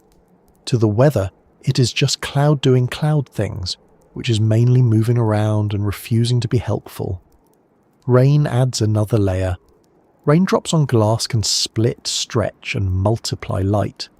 A single point can become several. A car headlight can smear upward. A street lamp can become a bright streak. A distant aircraft can bloom and wobble. If the witness is looking through a wet windscreen, the image may change as wipers pass, drop slide, or the car turns.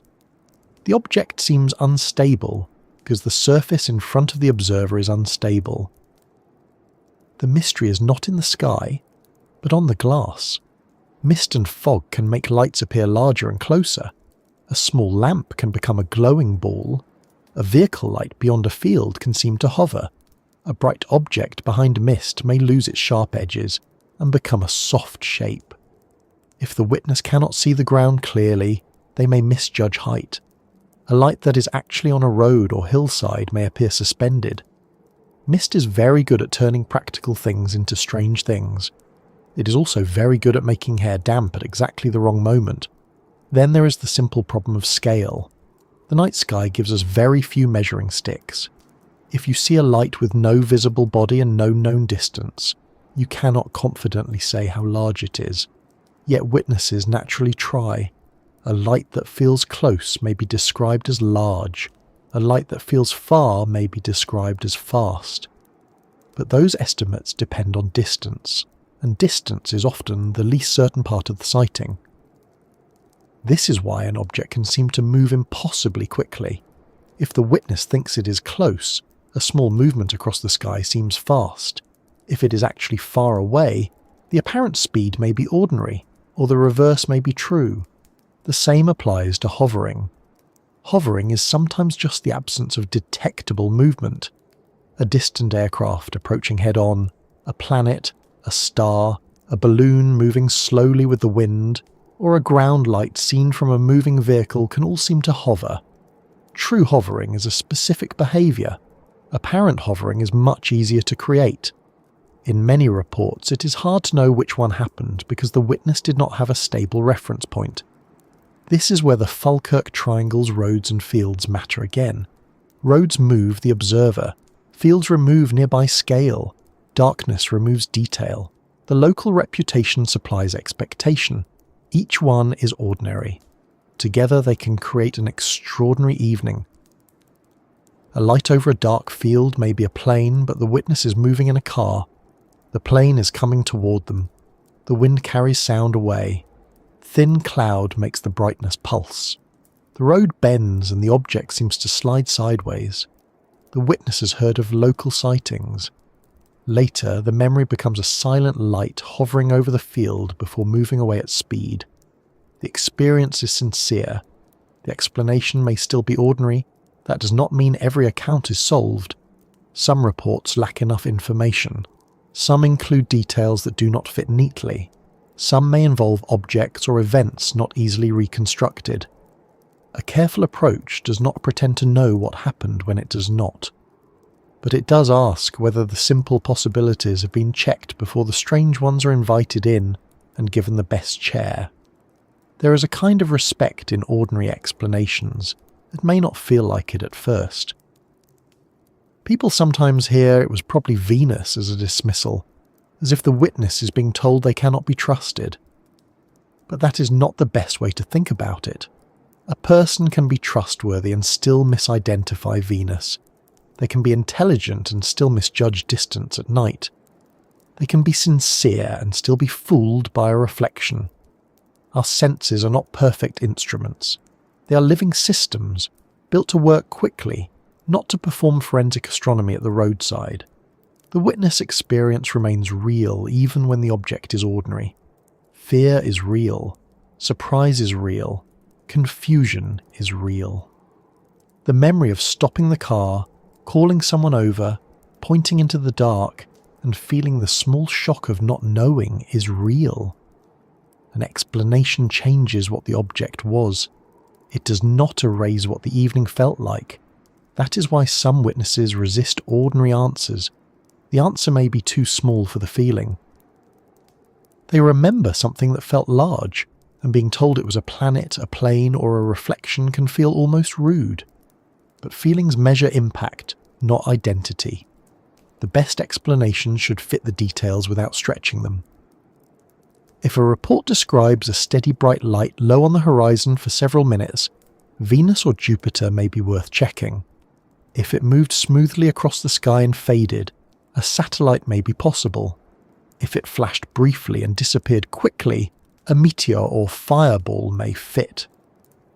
If it hovered near a field in recent years and changed direction sharply, a drone deserves attention. If it was seen through a windscreen, reflections should be considered. If it appeared near the horizon in unusual weather, atmospheric distortion may matter. If it had red, green and white lights and moved along a steady path, aircraft becomes very likely. If none of these fit well and the data is strong, then the case remains open. The trouble is that many reports do not contain enough detail to test properly. A person may remember around evening, not the exact time. They may remember toward the hills, not the direction. They may remember a few minutes, when it may have been 30 seconds or 10 minutes. They may not know whether the object was north, south, east, or west. Without that information, ordinary explanations cannot always be confirmed, but neither can extraordinary ones. The case remains foggy, and foggy cases are where legends breathe most easily. So the ordinary explanations do not close the Falkirk Triangle. They clear some of the mist around it. They remind us that skies are busy, eyes are imperfect, roads are tricky, and stories can gather around things that first appeared for very simple reasons. Many strange lights are not strange objects. They are familiar objects seen without the clues that usually make them familiar. And yet, after all of this, something still remains worth exploring. Not necessarily a craft above Bonnie Bridge, not necessarily a secret hidden in the fields, but the human experience itself. Why does one person shrug off a strange light while another remembers it for life? Why does fear sharpen some details and blur others? Why does a local reputation change what people notice? Why can a brief moment in the sky become a story told for decades? To understand that, we have to come down from the lights for a while and look at the witness, the memory and the mind standing under the mysterious Scottish sky. To understand why the Falkirk Triangle has held people's attention for so long, we have to spend some time not with the lights themselves, but with the person looking at them.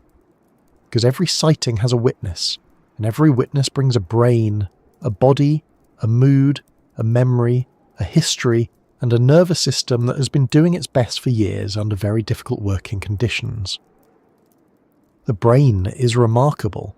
It can recognise a friend in a crowd, remember a song from childhood, steer a car, read a face, imagine tomorrow, and still somehow forget why it opened the fridge. So when it is asked to identify a distant light in a dark Scottish sky, possibly through glass, possibly while tired, possibly after hearing years of local stories, it is not working with perfect conditions. It is working with fragments. That does not mean witnesses are unreliable in a careless way. It means human perception is not a camera. Even cameras are not always reliable at night, as anyone who has ever tried to film the moon and produced a blurry white potato will understand. The eye takes in light, but the brain turns that light into meaning. It decides what matters, what can be ignored, what might be dangerous, and what kind of object could be responsible. Most of the time, this happens so smoothly that we do not notice it. We look across a room and see a chair, not a collection of edges, shadows, colours, and remembered furniture experiences. The brain gives us a finished world, but when the information is poor, the finished world can become uncertain. A strange light over a road is poor information. There may be no clear size, no clear distance, no visible body, no sound, no stable background, and no time to study it carefully. The brain receives a bright point, or several points, moving or seeming to move in darkness. It then has to make a fast decision. Is this normal? Is this a plane? Is this close? Is this far away? Is it safe? Should I stop? Should I tell someone? The brain does not wait politely for a full report from the Department of Sensible Explanations. It starts interpreting immediately. This is where fear can enter, even if the person does not feel terrified. Fear is not always screaming and running indoors with one slipper missing. Sometimes fear is only a slight tightening in the chest. A pause in conversation, a change in breathing, a small, sharp feeling that says, something is not quite right. That feeling can change how we see and remember an event. When the brain thinks something may be important, it gives the moment extra attention. It may make certain details feel vivid. The brightness, the silence, the movement, the way the objects seem to hang above the road, the face of the person beside you, the exact place where you pulled over. At the same time, fear can narrow attention. A startled witness may focus strongly on the object and lose track of other useful details. They may not notice the time. They may not look for other aircraft nearby. They may not check whether they are seeing the light through a reflection. They may not think to use landmarks. The brain is not saying, "Let us now record accurate angle, altitude, and duration for later investigation." It is saying, "Look at that," very loudly, with underlining. This matters because many UFO reports are remembered as very clear experiences, but that clarity may apply more to the feeling than to the measurements. A witness may be absolutely certain that the event was strange. That certainty can be honest. They may be less accurate about whether it lasted 30 seconds or 5 minutes, whether the light was low or far away, whether it moved quickly or the car changed direction, whether it made no sound or whether sound was hidden by wind and traffic. The brain stores the meaning first. The details may come later, and sometimes the details are less solid than the meaning. Memory is often spoken about as if it were a recording. We say we replay memories as though the mind has a private cinema with neatly labelled reels. But memory is not really like that. It is rebuilt. Each time we remember something, the brain reconstructs it from stored pieces. The original sight, the emotion, the words spoken afterward, what other people said, what we read later, what we believe now, all of these can become part of the reconstruction. This does not mean memory is useless. It means memory is alive. It is not a locked box. It is more like dough. Useful, real, and easily reshaped if handled often enough, especially if someone keeps poking it and saying, "Are you sure it wasn't triangular?" A person who sees a strange light near Bonnybridge may remember it one way that night. Then they tell a family member. The family member asks if it was like the other sightings. The witness thinks about that. Later they read an article mentioning triangular lights. They look back at their memory and recall that there were 3 lights, or maybe a single bright light with 2 smaller ones nearby. Over time, the shape becomes clearer. The witness is not choosing to invent a triangle. The memory is being organised using the information now available. This is one reason local reputation matters so much. A sighting in a famous place does not remain untouched by the fame. The Falkirk Triangle provides a ready-made set of ideas: lights, triangles, hovering, silence, sudden movement. People may not consciously force their memories into that pattern, but the pattern is nearby. It gives the mind a way to sort the experience. When the brain has an unclear event and a familiar story that seems to fit, it may place the event inside that story. That is how humans make sense of things. We match new moments to old patterns. This can happen with all kinds of experiences. If someone hears a bump in a house they believe is haunted, they may remember it as a ghostly bump. If they hear the same sound in a house with old pipes, they may remember it as plumbing. The sound itself may be identical. The meaning changes because the setting changes. Bonnybridge is not just a location, it is a setting loaded with expectation. A light over the village has a different story waiting for it than the same light over a place with no UFO reputation at all. Expectation can also change what people notice in the first place. The brain is selective. It cannot process everything at once, so it filters. If you are thinking about buying a certain type of car, suddenly that car seems to appear everywhere. It was probably there before, but now your attention is tuned to it. If a person lives in or visits a place known for UFO reports, they may look upward more often, watch lights more carefully, and remember odd sky events that they would otherwise ignore. More looking creates more sightings. More sightings create more talk. More talk creates more looking. It is a quiet cycle, and it can run for years. This does not mean nothing unusual is ever seen. It means a famous sighting area changes the behaviour of the people within it. A sky that is watched more often will produce more reports because the sky always has things in it. Aircraft, satellites, planets, meteors, drones, cloud effects, reflections, and distant ground lights are all there, waiting to be noticed. A person who is not paying attention may miss them. A person who is alert for mystery may see them and remember them. The same sky can feel more active simply because more minds are aimed at it. There is also the role of story memory. When people remember events, they often remember them in a narrative form. They do not only store what happened, they store how it happened. I was driving home, I saw a light. I thought it was a plane, then it stopped, then it moved too fast, then I knew it was something else. That is a strong structure. It has a beginning, a turning point, and a conclusion. The turning point is important because it explains why the witness rejected the ordinary answer. Without that turning point, the report is just a light. With it, the report becomes an experience. But turning points can become sharper with retelling. A light that seemed unusual may later become a light that definitely hovered. A movement that was hard to judge may become sudden acceleration. A silence that was not noticed at first may become one of the main details. Memory does not usually change randomly. It changes toward meaning. It strengthens the parts that explain why the event mattered. If several people saw the same event, memory becomes even more interesting. Shared memories can feel stronger because they are supported by others. We all saw it carries weight, and sometimes it should. Multiple witnesses can confirm that something happened, but groups also shape each other's memories. If one person is confident, others may adopt their confidence. If one person says the lights formed a triangle, the group may begin to remember the triangle more clearly. If one person says the object shot upward, others may begin to describe it that way too. This can happen without anyone trying to mislead anyone. It is simply how people build a shared version of an uncertain event. In a way, the group becomes a small storytelling machine. Everyone contributes.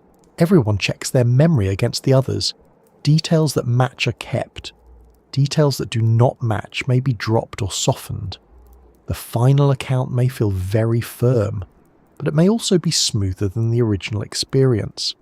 This is especially likely when the sighting was brief, emotional, and hard to understand. The group wants a coherent story because uncertainty is uncomfortable. Coherence feels like truth, even when it's only agreement. Fear also affects time. A strange event may feel longer than it was. When something startling happens, the brain may take in more detail, or at least remember the moment as more detailed. Later, that dense memory can create the feeling that the event lasted a long time. A bright light seen for 20 seconds may feel like several minutes because the witness was highly focused. This is not unique to UFO sightings. People report similar distortions during accidents, falls, near misses, and moments of sudden alarm. The clock may have moved normally. The memory does not feel normal. This can make reports difficult to compare. One witness says the object hovered for 10 minutes. Another says it was gone in less than a minute. Both may be sincere. They may have seen different parts of the event, or their time perception may have differed. Without an actual recorded time, duration becomes an estimate, and estimates made during surprise are not always reliable. Again, this does not erase the event. It simply reminds us to treat exact timing gently, unless it was measured. There is another factor that often hides in the background: fatigue. Many sightings happen in the evening or at night, when people may be tired. A tired brain is more likely to make quick interpretations, miss details, and accept unusual impressions. Driving tired on a dark road is already a strange state. The world narrows to headlights, signs, and the glowing lines ahead. Add rain, low cloud, or a long day, and perception becomes even less crisp. If a strange light appears then, the witness may not be in the best condition to analyze it. They are in the best condition to remember that it felt strange. That is a very different thing. The brain also has a habit called agency detection. It tends to notice possible agents, possible beings, possible intentions. This is useful for survival. It is better, in a forest at night, to mistake the wind for a creature than to mistake a creature for the wind. But in the sky, this habit can make motion feel purposeful. A light seems to follow the car. A hovering object seems to watch. A sudden movement seems like a reaction. These impressions may arise from ordinary motion and changing perspective, but the brain reads behaviour into them. It asks not only what is it, but what is it doing, and sometimes even what does it want. That question can make an event much more frightening. A light is one thing. A light that seems aware of you is another. Many UFO stories gain their emotional force from this sense of being noticed. The witness is no longer simply observing the sky. The witness feels observed by it. This feeling may come from coincidence, angle, movement, or fear, but once it appears, it is hard to forget. It turns a distant object into something personal. The Falkirk Triangle's reports often become personal in that way. A sighting on a road can feel as if the object has entered the witness's path. A light above a field can feel as if it is waiting in the landscape. A formation overhead can feel deliberate. These may be interpretations rather than facts, but they shape the memory deeply. People do not only remember what they saw, they remember what they thought it meant in the moment. This is why calm investigation should separate observation from interpretation. Observation might be, I saw 3 white lights in the sky for about 1 minute. Interpretation might be, they were attached to a huge silent triangular craft. The interpretation may be correct, but it requires more evidence. If we mix the two together too quickly, we lose the chance to understand the sighting. The best reports keep the raw details as separate as possible. What colour? How many lights? What direction? How long? Was there sound? Were there clouds? Was the witness moving? Was glass involved? What did others see before anyone discussed it? Of course, most people do not naturally speak that way. They tell stories. They say, it was a craft, because that is what it felt like. They say, it followed us because that is how the movement seemed. They say it disappeared because they no longer saw it. The investigator, or even the careful listener, has to gently translate the story back into observations without making the witness feel foolish. That is not always easy. People protect strange memories because those memories are vulnerable. They know others may laugh. They may already have been mocked. So if someone listens only to dismiss, the witness may hold more tightly to the dramatic version. Respect opens more doors than ridicule. There is also the problem of identity. Once a person has told a sighting story many times, it can become part of how they understand themselves. They are someone who saw something. Maybe they are someone who knows the area is strange. Maybe they are someone who believes authorities ignored the reports. If a simple explanation is offered years later, it can feel like more than a correction. It can feel like a personal loss. The memory had meaning. The explanation seems to take that meaning away, but it does not have to. An ordinary explanation can still leave room for wonder. The brain under a mysterious sky is itself remarkable.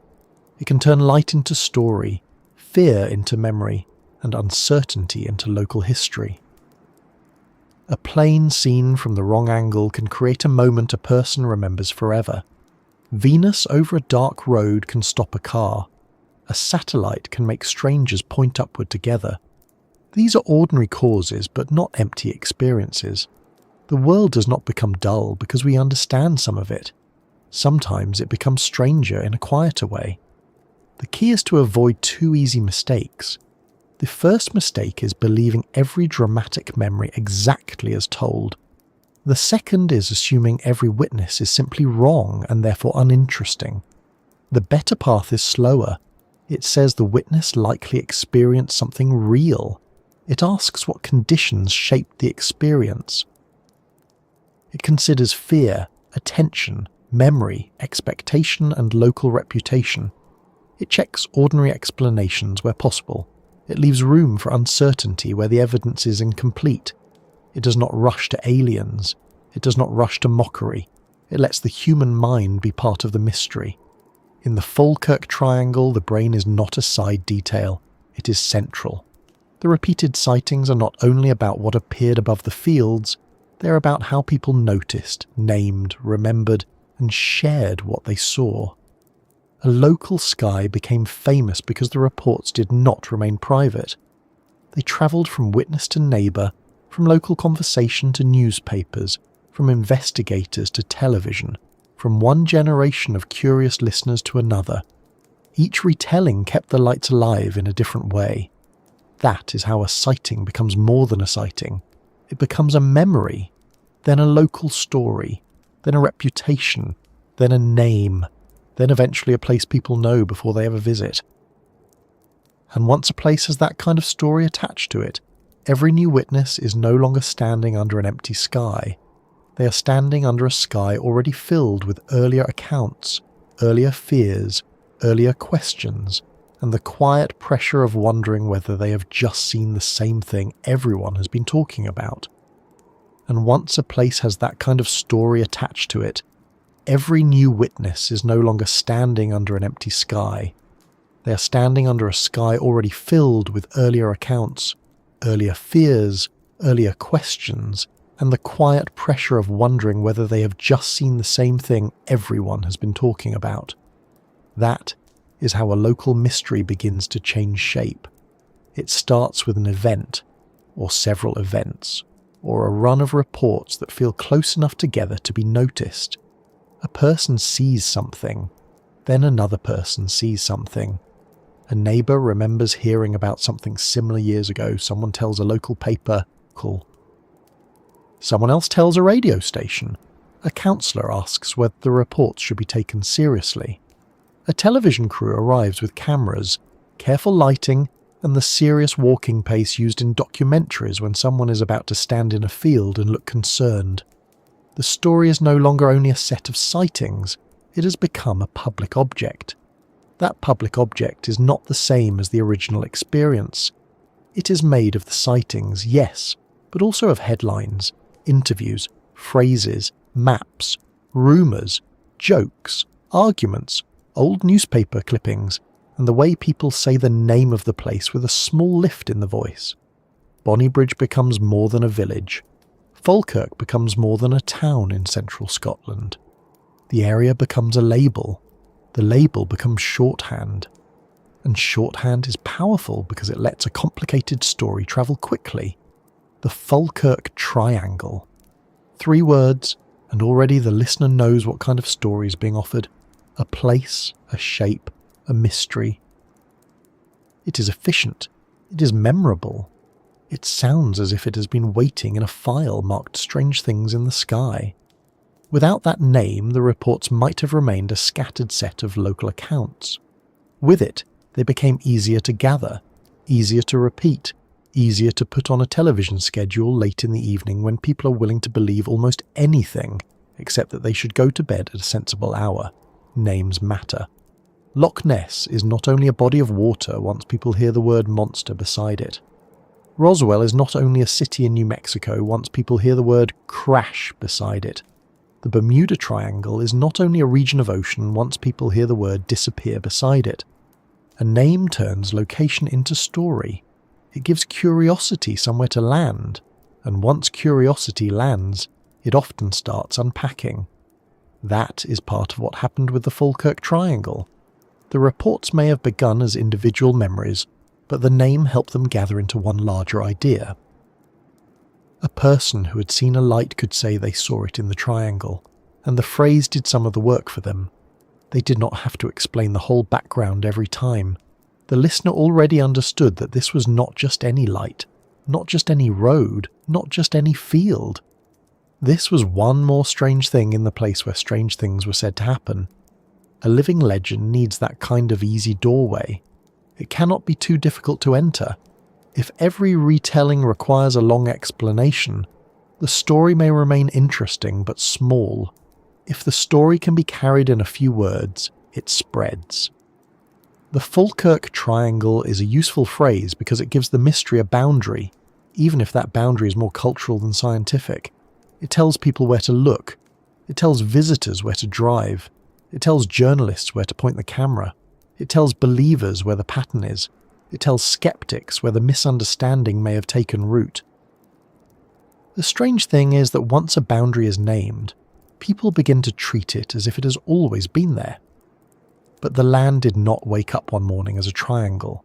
Fields, roads, houses, towns, and villages do not arrange themselves into folklore. People do that. They notice reports, connect them, describe a zone, and then the zone begins to feel real. The name becomes part of the map in the mind, even if ordinary maps still show roads, rivers, shops, schools, and the usual places where someone will be delayed by traffic at the least convenient moment. This is not a criticism of the legend. It is how legends are built. They begin with something people care enough to repeat. Then, repetition gives the story weight. A single strange account is a tale. Several strange accounts become a pattern. A pattern tied to a place becomes a local mystery. A local mystery repeated for years becomes folklore. Folklore does not mean false. It means a story that lives in a community, passed from person to person, reshaped by each retelling, strengthened by attention, and made familiar enough that people feel they know it even if they have never checked the details. The Falkirk Triangle has that quality. Many people who know the phrase have never stood on the roads around Bonnybridge at night. They have never looked over the fields, watched aircraft lights near the horizon, or spoken to residents who have lived with the reputation for years, but they know the story as a story. Scotland's UFO hotspot, hundreds of reports, strange lights, triangular shapes, silent objects, a village where the sky is said to behave oddly. Those are the pieces that travel most easily. A legend does not carry every detail. It carries the details that are easiest to remember. This is why legends often become simpler than the events behind them. The original reports may vary. One witness may describe a white light. Another may describe 3 lights. Another may mention a shape. Another may say the object was silent. Another may only say it moved in a way they could not understand. But once the legend forms, the public version smooths those accounts into a single picture. People begin to hear the Falkirk Triangle and imagine one repeated thing. A craft, a triangle, a hovering object, something returning. The real collection may be messier. It probably is. Mess is normal. Mess is where human stories live. Some sightings may have ordinary explanations. Some may be too vague to judge. Some may have grown more dramatic in retelling. Some may remain difficult. But folklore does not work like a case archive. It does not keep every file separate with dates and weather conditions and aircraft checks. It stores the feeling of the thing. The feeling is that the area is watched by strange lights, or visited by strange objects, or at least unusually good at producing stories about them. That feeling becomes part of the place. For residents, this can be both amusing and tiring. A village with a famous mystery can become trapped inside it from the outside.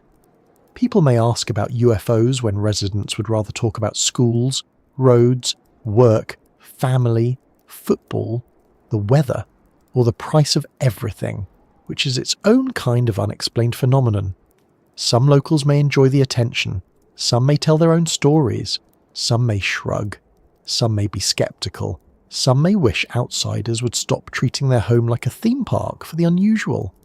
That difference matters because a living legend is not only for visitors, it affects the people who live inside the named place. If a town becomes known for one story, the story can become part of local identity whether everyone wants it or not. It may bring curiosity, tourism, interviews, and small moments of pride.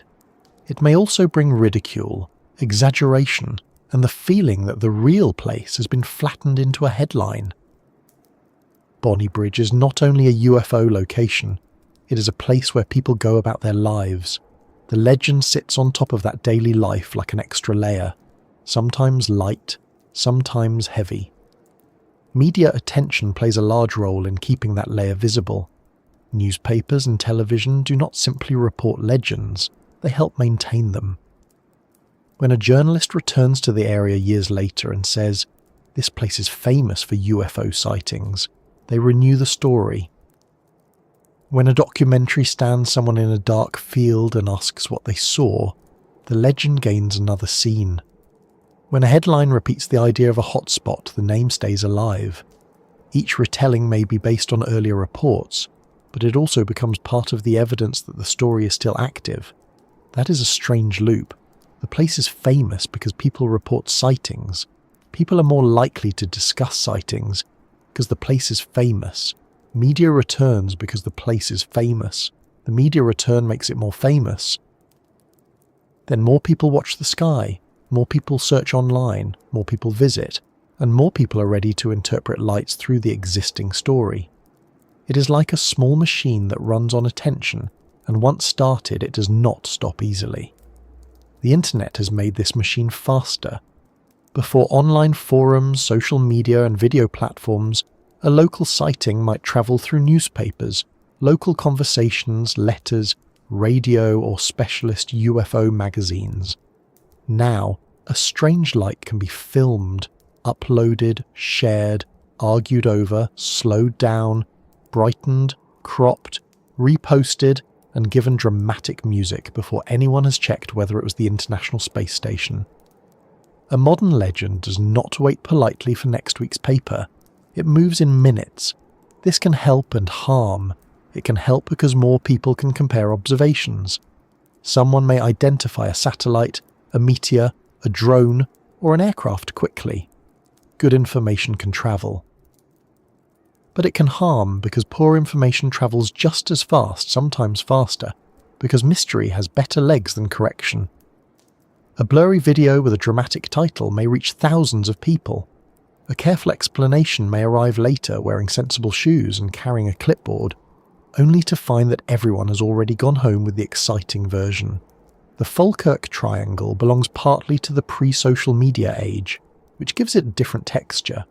Its reputation grew through local reports, newspapers, television, and UFO investigators at a time when a sighting was less likely to be instantly checked against flight tracking apps or satellite prediction tools. That older texture gives the story room. It allows more uncertainty because many early accounts cannot now be reconstructed in full. The exact times may be unclear, the directions may be vague, weather details may be missing, aircraft records may not be easy to compare. The lack of data leaves space where legend can settle. But modern tools have not ended UFO stories, they have changed them. Now there are more cameras, but many videos remain poor. There are more tracking apps, but not everyone uses them. There are more drones, which create more confusion. There are more satellites, which add more moving lights. There are more ways to identify objects, and also more objects needing identification. The sky has become easier to check and busier to misunderstand. That is a very modern kind of joke, and the sky does not seem sorry about it. A living legend also needs disagreement. If everyone agreed on the explanation, the story would become a fact or a mistake. Legends thrive when people argue. Believers say the reports are too many to ignore. Skeptics say the reports are too vague to prove anything unusual. Witnesses say they know what they saw. Investigators ask for details. Journalists ask for the strongest quote. Locals add a joke. Someone's uncle claims he saw something in 1995 and never told anyone because nobody would believe him. The legend grows not only from certainty but from friction. That friction keeps the story warm. It gives people a reason to return. If the mystery were solved completely, it might be remembered, but it would not continue in the same way. If it were entirely empty, it would fade. The Falkirk Triangle remains interesting because it sits in the middle. There are enough reports to feel like a pattern. There are enough ordinary explanations to prevent easy certainty. There are enough unresolved accounts to keep the door open. There is enough local identity to give the story a home. There is enough media history to keep the name familiar. This balance is common in lasting mysteries. They do not need perfect evidence. They need enough evidence to make dismissal feel too quick, and enough uncertainty to make belief feel unfinished. A mystery that can be argued from both sides has a long life. People enjoy returning to it because it does not end the conversation. It allows them to bring their own instincts. Some people are drawn to wonder. Some are drawn to explanation.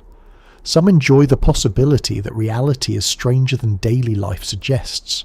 Some enjoy showing how daily life creates strange impressions all by itself. The Falkirk Triangle gives all of them something to work with. There is also comfort in a local legend. That may sound odd when the legend involves unexplained objects in the sky, but human beings have always made stories from places. A hill becomes a place where giants slept. A lake becomes a home for a monster. A road becomes haunted. A village becomes a UFO hotspot. These stories make the landscape feel noticed. They give ordinary places an extra layer of interest. They say, something happened here, or at least people have wondered about this place. That wondering can be a form of belonging.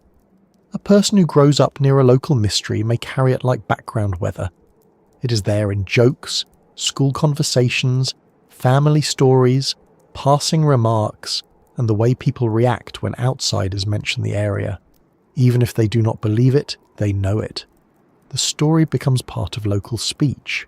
Someone may say, maybe it was one of our UFOs when a strange light passes overhead. The joke keeps the legend alive almost as effectively as belief does, sometimes more effectively, because jokes are easy to repeat.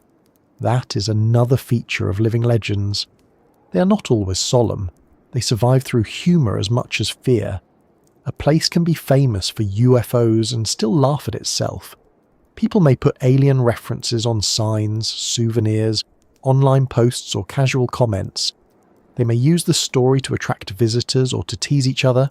Humour softens the mystery and makes it socially acceptable. Not everyone has to stand in a field declaring belief. Some can smile, point upward, and still be part of the legend. At the same time, humour can protect people from embarrassment. UFO witnesses often worry about being laughed at. If the whole place already has a playful relationship with the story, it may be easier to speak. I know how this sounds, but I saw something. That sentence is common because witnesses understand the social risk. A living legend creates both risk and permission. The risk is being grouped with every exaggerated tale. The permission is knowing that others have spoken before you. When people feel permitted to speak, more reports surface. Some may be old memories, some may be new sightings, some may be ordinary mistakes, some may be hard to explain. The point is that the legend becomes a container. It holds accounts that might otherwise remain private. This can make the phenomenon seem larger, but it also reveals how many unusual experiences people keep to themselves unless they are given a reason to share them. The Falkirk Triangle, then, may not only be an area where strange things are seen. It may be an area where strange things are more likely to be reported. That distinction is important. Reporting is not the same as seeing. Many people see odd things and never tell anyone. If one place has a culture of reporting and another does not, the first place will look more mysterious even if the skies are similar. A hotspot may be a hotspot of events, or a hotspot of attention, or a hotspot of speech. It may be all three. A legend becomes living when it continues to invite new participation. People visit, they look up, they tell stories, they compare notes, they search online, they ask locals, they watch old documentaries, they add their own sightings or doubts. The legend is no longer only about what happened before.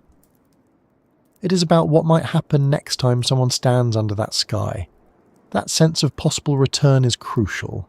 The mystery is not sealed in the past. It feels available. It feels as if the next strange light could appear tonight.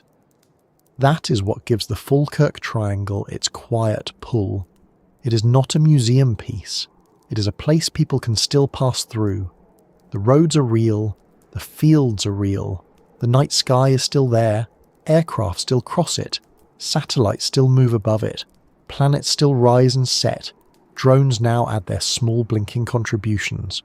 Weather still softens light. Memory still edits. People still look up. The conditions that made the story possible have not disappeared. But the legend also teaches us something about how humans handle uncertainty. We do not like loose ends, but we are fascinated by them. We want explanations, and yet we also enjoy the feeling that not everything has been explained. A local mystery gives us a safe place to practice that feeling. We can wonder about lights over Bonnie Bridge without having to change our whole lives. We can consider strange possibilities while still knowing there is tea, traffic, bills, and tomorrow's weather forecast waiting nearby.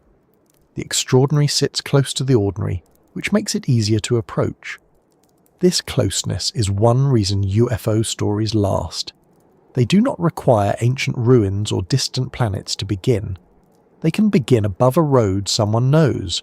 They can begin in a garden, a car park, a field, or a kitchen window.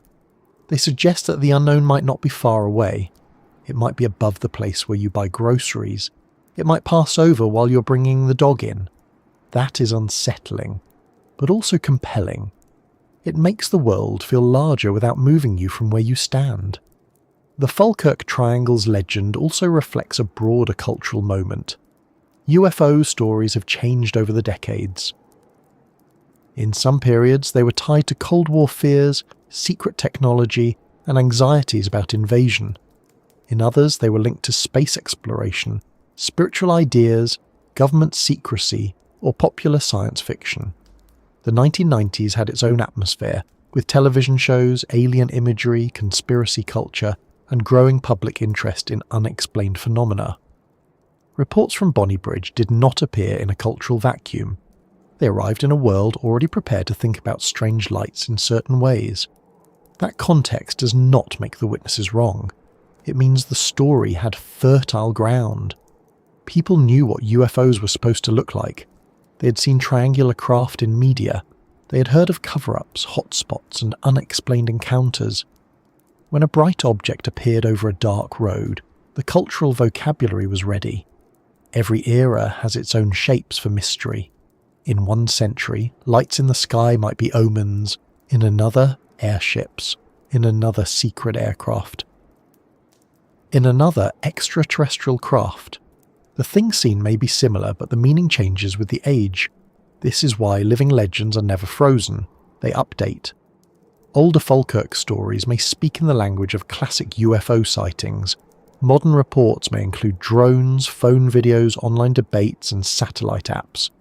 Future reports may involve technologies we have not yet named. The legend will absorb them if they fit the basic shape.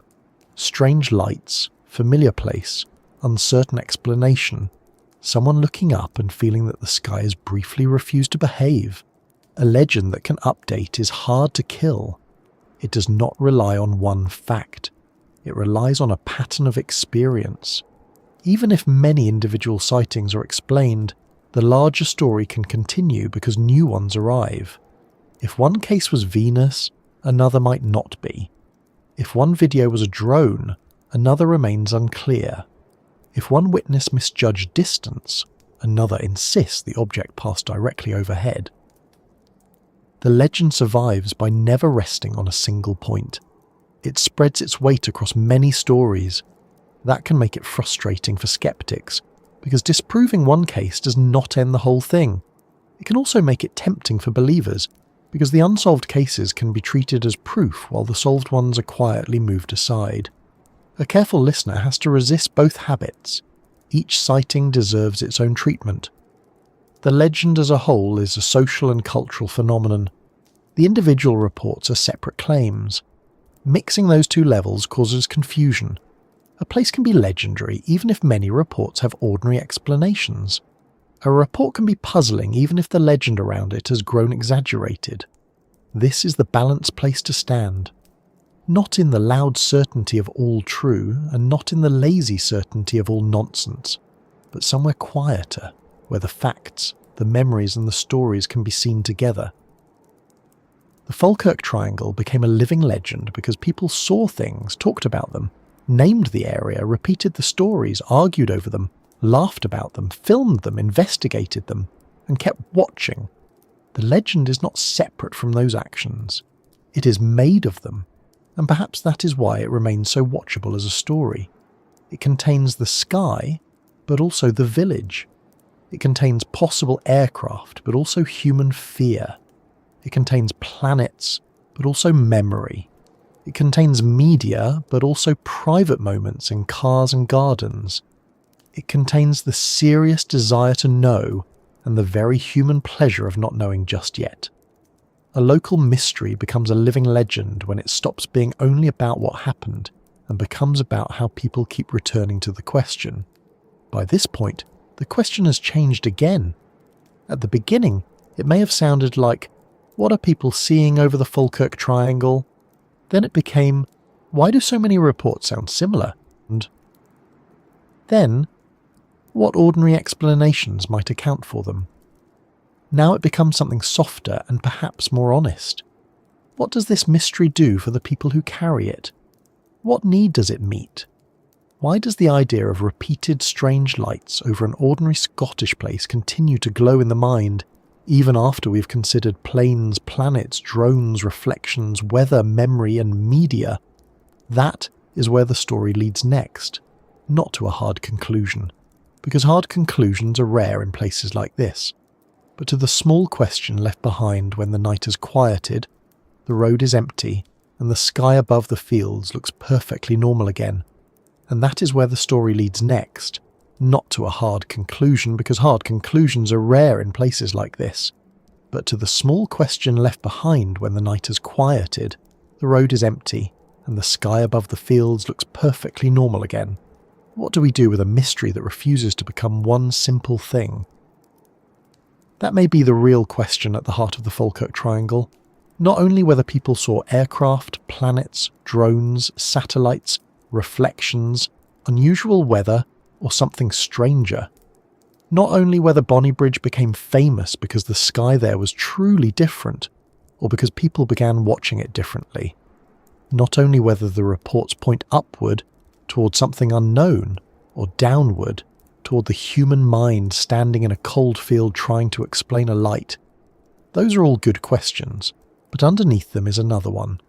What happens inside us when a familiar place produces an unfamiliar experience? Because that is what the Falkirk Triangle has been offering all along. Not a clean answer, but a situation. A road you might drive, a village you might pass through, a field beside the edge of town, a dark sky with a few bright points in it, a person looking up and feeling, for a few seconds, that the ordinary world has developed a loose thread.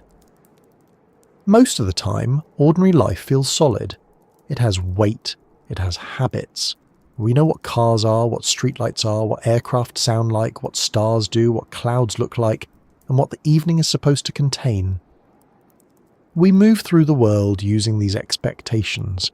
They let us function without stopping every 3 steps to investigate reality from first principles, which would make grocery shopping extremely slow and probably quite unpopular with the people behind us in the queue. Then something appears that does not immediately fit. It may later turn out to be normal. Many strange lights do, but in the moment before the explanation arrives, there is a pause. The mind opens a little. The witness is not fully in belief or disbelief yet. They are simply looking. That pause can be powerful. It is the gap between seeing and naming. The light is not yet a plane, not yet Venus, not yet a drone, not yet a UFO in the grand dramatic sense. It is only there, is bright, silent, odd, and waiting for the mind to catch up. Perhaps that pause is one reason these stories last. People remember the moment before certainty. They remember not knowing. And not knowing, when it happens in a safe enough way, can feel strangely alive. The Falkirk Triangle has gathered many such pauses. Some may have been short, some may have lasted minutes, some may have ended with a shrug, some may have ended with a phone call, some may have become family stories, some may have been exaggerated with time, some may have been dismissed too quickly, some may still sit in the minds of the witnesses as clearly as the night they happened.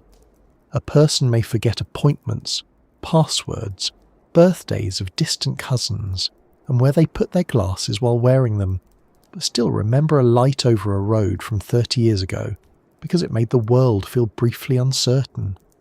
That uncertainty is not always comfortable. For some witnesses, it can be frightening, They may feel exposed under the sky. They may feel watched.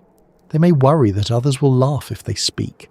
They may replay the sighting again and again, searching for the detail that makes it ordinary, or searching for the detail that proves it was not. Both searches can become tiring. A mystery is not only exciting when it belongs to you, it can also be lonely. This is why the way we listen matters. When someone says they saw something strange, there is no need to rush to either extreme. We do not have to say, yes, that was definitely a craft from another star system, as if confidence can replace evidence. We also do not have to say, no, you saw nothing, as if explanation and dismissal were the same thing. A better answer begins more gently. Tell me what happened. That small sentence gives the witness room. It lets the experience exist before we try to sort it. And sorting still matters. A gentle approach is not the same as believing everything. It is possible to respect a witness while checking ordinary explanations.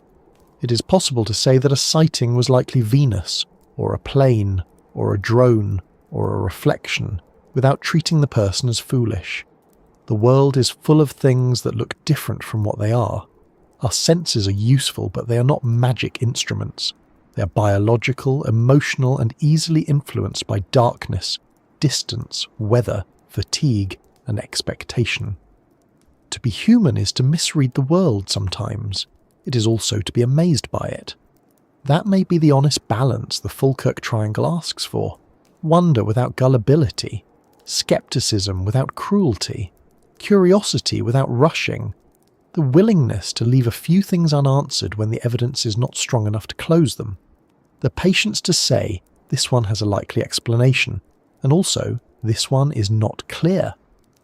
That may not be as dramatic as a final reveal, but it is much closer to the way real mysteries behave. The repeated reports around Bonnybridge and the wider Falkirk area may never reduce to a single cause. That is probably important. We may be looking at a mixture. Some sightings were likely aircraft seen from difficult angles. Some may have been bright planets near the horizon. Some may have been satellites moving silently across the night. Some may have been meteors, drones, ground lights, reflections, or weather effects. Some may have become more similar in the telling, because the local story gave people shared language. Some may remain unresolved because no one collected enough information at the time, and perhaps a few sit there still, not proven extraordinary, but not comfortably explained either. That is not a failure. It is a realistic answer. The sky is busy. Memory is busy. Culture is busy. A local legend is what happens when all three keep meeting in the same place. There is also a quieter lesson here about how places become meaningful. Before the reports, Bonnybridge was already a real place with its own history. Homes, roads, work, weather, jokes, frustrations, and ordinary days. The UFO stories did not create the village. They added a layer to how outsiders imagined it. Suddenly, a place that might have seemed ordinary to people passing through became connected with questions about the sky. That can feel strange, perhaps unfair at times, but it also shows how quickly human beings turn locations into stories. We do not only live on maps, we live inside meanings. A bend in the road can become the place where someone saw the light. A field can become the field beyond which something hovered. A house window can become the window from which a family watched 3 points moving together. To one person, it is just a familiar view. To another, it is the setting of the strangest moment of their life. The land itself may not change, but the memory changes the way it feels. This is why local mysteries are so persistent. They root themselves in ordinary places. They are not floating ideas. They have roads, trees, houses, landmarks, and weather attached to them. A person can visit the place and think, here. That is often the strongest part. Not some distant fantasy, but here, above these fields, near these houses, over this road. The ordinary setting makes the strange report easier to imagine. and harder to forget. And perhaps that is why the Falkirk Triangle remains compelling even after we consider all the sensible explanations. It keeps the unknown close to home. It suggests that daily life, for all its routines, still has room for interruption. The extraordinary does not have to arrive with music and a title card. It may arrive as a light seen from a car window. It may last less than a minute. It may leave no evidence except memory. It may later turn out to have a simple cause. But for that brief moment, it made someone look up and ask a bigger question. That question has many forms. What was it? Why here? Why do others describe the same thing? Why did it feel so strange? Why do I remember it so clearly? Why does the sky sometimes seem less familiar than it should? The final answer may not be one answer. It may be a stack of them. The Falkirk Triangle is a UFO story, but it is also a story about attention. It is a story about how people notice lights when they have been told the sky is worth watching. It is a story about memory and how a brief event can become sharper, smoother, or more dramatic with retelling. It is a story about media and how a name can turn scattered reports into a recognisable mystery. It is a story about roads, weather, open fields, aircraft, planets, and the difficulty of judging distance at night. It is a story about belief, doubt, and the strange social courage it takes to say, "I saw something, and I do not know what it was." There is dignity in that sentence. I do not know what it was. It is often more honest than a dramatic claim and more useful than a quick dismissal. Not knowing is not weakness. It is a starting point. Science begins there. Curiosity begins there. So do many good stories. The trouble starts when we become uncomfortable with the gap and rush to fill it with whatever answer we prefer. Some fill it with aliens. Some fill it with ridicule. Some fill it with secret aircraft, government silence, mass confusion, or folklore. Any of those may explain parts of the story. None should be used as a blanket thrown over every report. The better thing is to stay with the details as long as we can. A witness, a place, a time, a direction, a light, a motion, a feeling, then possible explanations, then what remains, slowly, carefully, without squeezing the mystery so hard that it turns into either fantasy or dust. And as the evening grows quieter, maybe that is enough. We do not have to solve every light to learn something from the reports. The Falkirk Triangle shows us how people respond when certainty slips. It shows us that a famous mystery can grow from sincere experiences, ordinary causes, missing information, repeated language, and the human love of a good unanswered question. It shows us that legends are not always created by one huge event. Sometimes they are built from many small moments, each one adding a little more weight until a place becomes known for what people think they might see there. That is a very human thing to do. We name places after what we fear, what we love, what we remember, and what we cannot explain. We tell stories so that uncertainty has somewhere to sit. A strange light alone is easy to lose. A strange light in the Falkirk Triangle has a home. So if you ever find yourself travelling through that part of Scotland at night, perhaps with the road shining faintly after rain and the fields dark on either side, you may look up a little more carefully than usual. You may see nothing but clouds. You may see a plane moving steadily toward its destination. You may see a bright planet low near the horizon, glowing with the unfair confidence of something that has fooled human beings for centuries. You may see a satellite crossing silently overhead. You may see a drone blinking over a field, piloted by someone who has no idea they are participating in local folklore. Or perhaps you may see something you cannot immediately name. If that happens, the calmest thing to do is simply notice. Notice the time. Notice the direction. Notice whether you're looking through glass. Notice the weather. Notice whether the light moves against the stars or only against the trees as you move. Notice if there is sound and what else might be masking sound. Notice your own reaction too, because the witness is part of the event. The quick breath, the raised eyebrow, the small private thrill of uncertainty. These things may not identify the object, but they explain why the moment matters. And if the light fades, or turns, or vanishes behind cloud and you're left with nothing but the ordinary road again, then you have joined a very old human tradition. Looking up, wondering, trying to name what appears above us. People have done it for as long as there have been people and skies. We made constellations from stars, omens from comets, myths from eclipses, weather signs from clouds, stories from lights.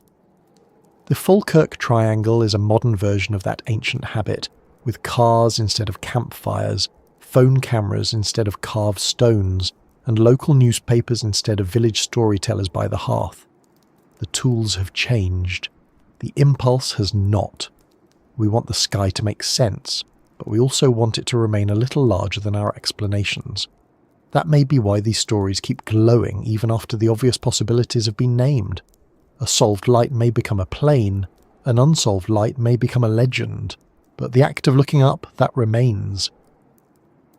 The small lift of the head, the pause in conversation, the question passed from one person to another. Do you see that? There is a softness in that question.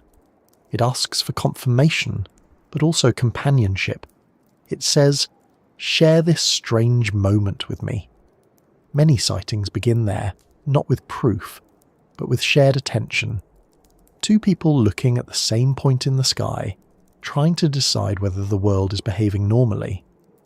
That shared uncertainty can be unsettling, but it can also be oddly comforting. For a moment, both people are fully present. The bills, messages, errands, and old worries fall back. There is only the sky and the question. And now, after walking through the roads and fields of this story, after considering witnesses, memory, fear, aircraft, planets, drones, media, folklore, and the way a small Scottish place became attached to a large mystery, we are left with something quieter than a verdict. We are left with the understanding that the Falkirk Triangle is not just about what people saw. It is about how people keep seeing, telling, comparing, doubting, believing, and wondering. Maybe that is why the same kind of thing keeps being reported.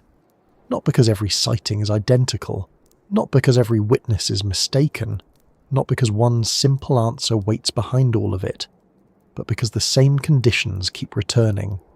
A dark sky, a familiar road, a bright, uncertain light, a place with a reputation, a human brain trying to finish an unfinished picture, a story ready to receive the next strange moment. And there, in that mixture, the mystery stays alive. So, dear listener, as we come to the end of this quiet journey through the Falkirk Triangle, let me ask you gently once more. Have you ever looked up and seen something you could not explain right away? Did you tell someone, or did you keep it to yourself? Did the explanation arrive later, ordinary and sensible, or does the memory still sit somewhere in the back of your mind, glowing faintly like a light beyond a field? Wherever you are tonight, whether the sky outside your window is clear, cloudy, city bright, or dark enough for stars, I hope this little journey has given you something calm to think about.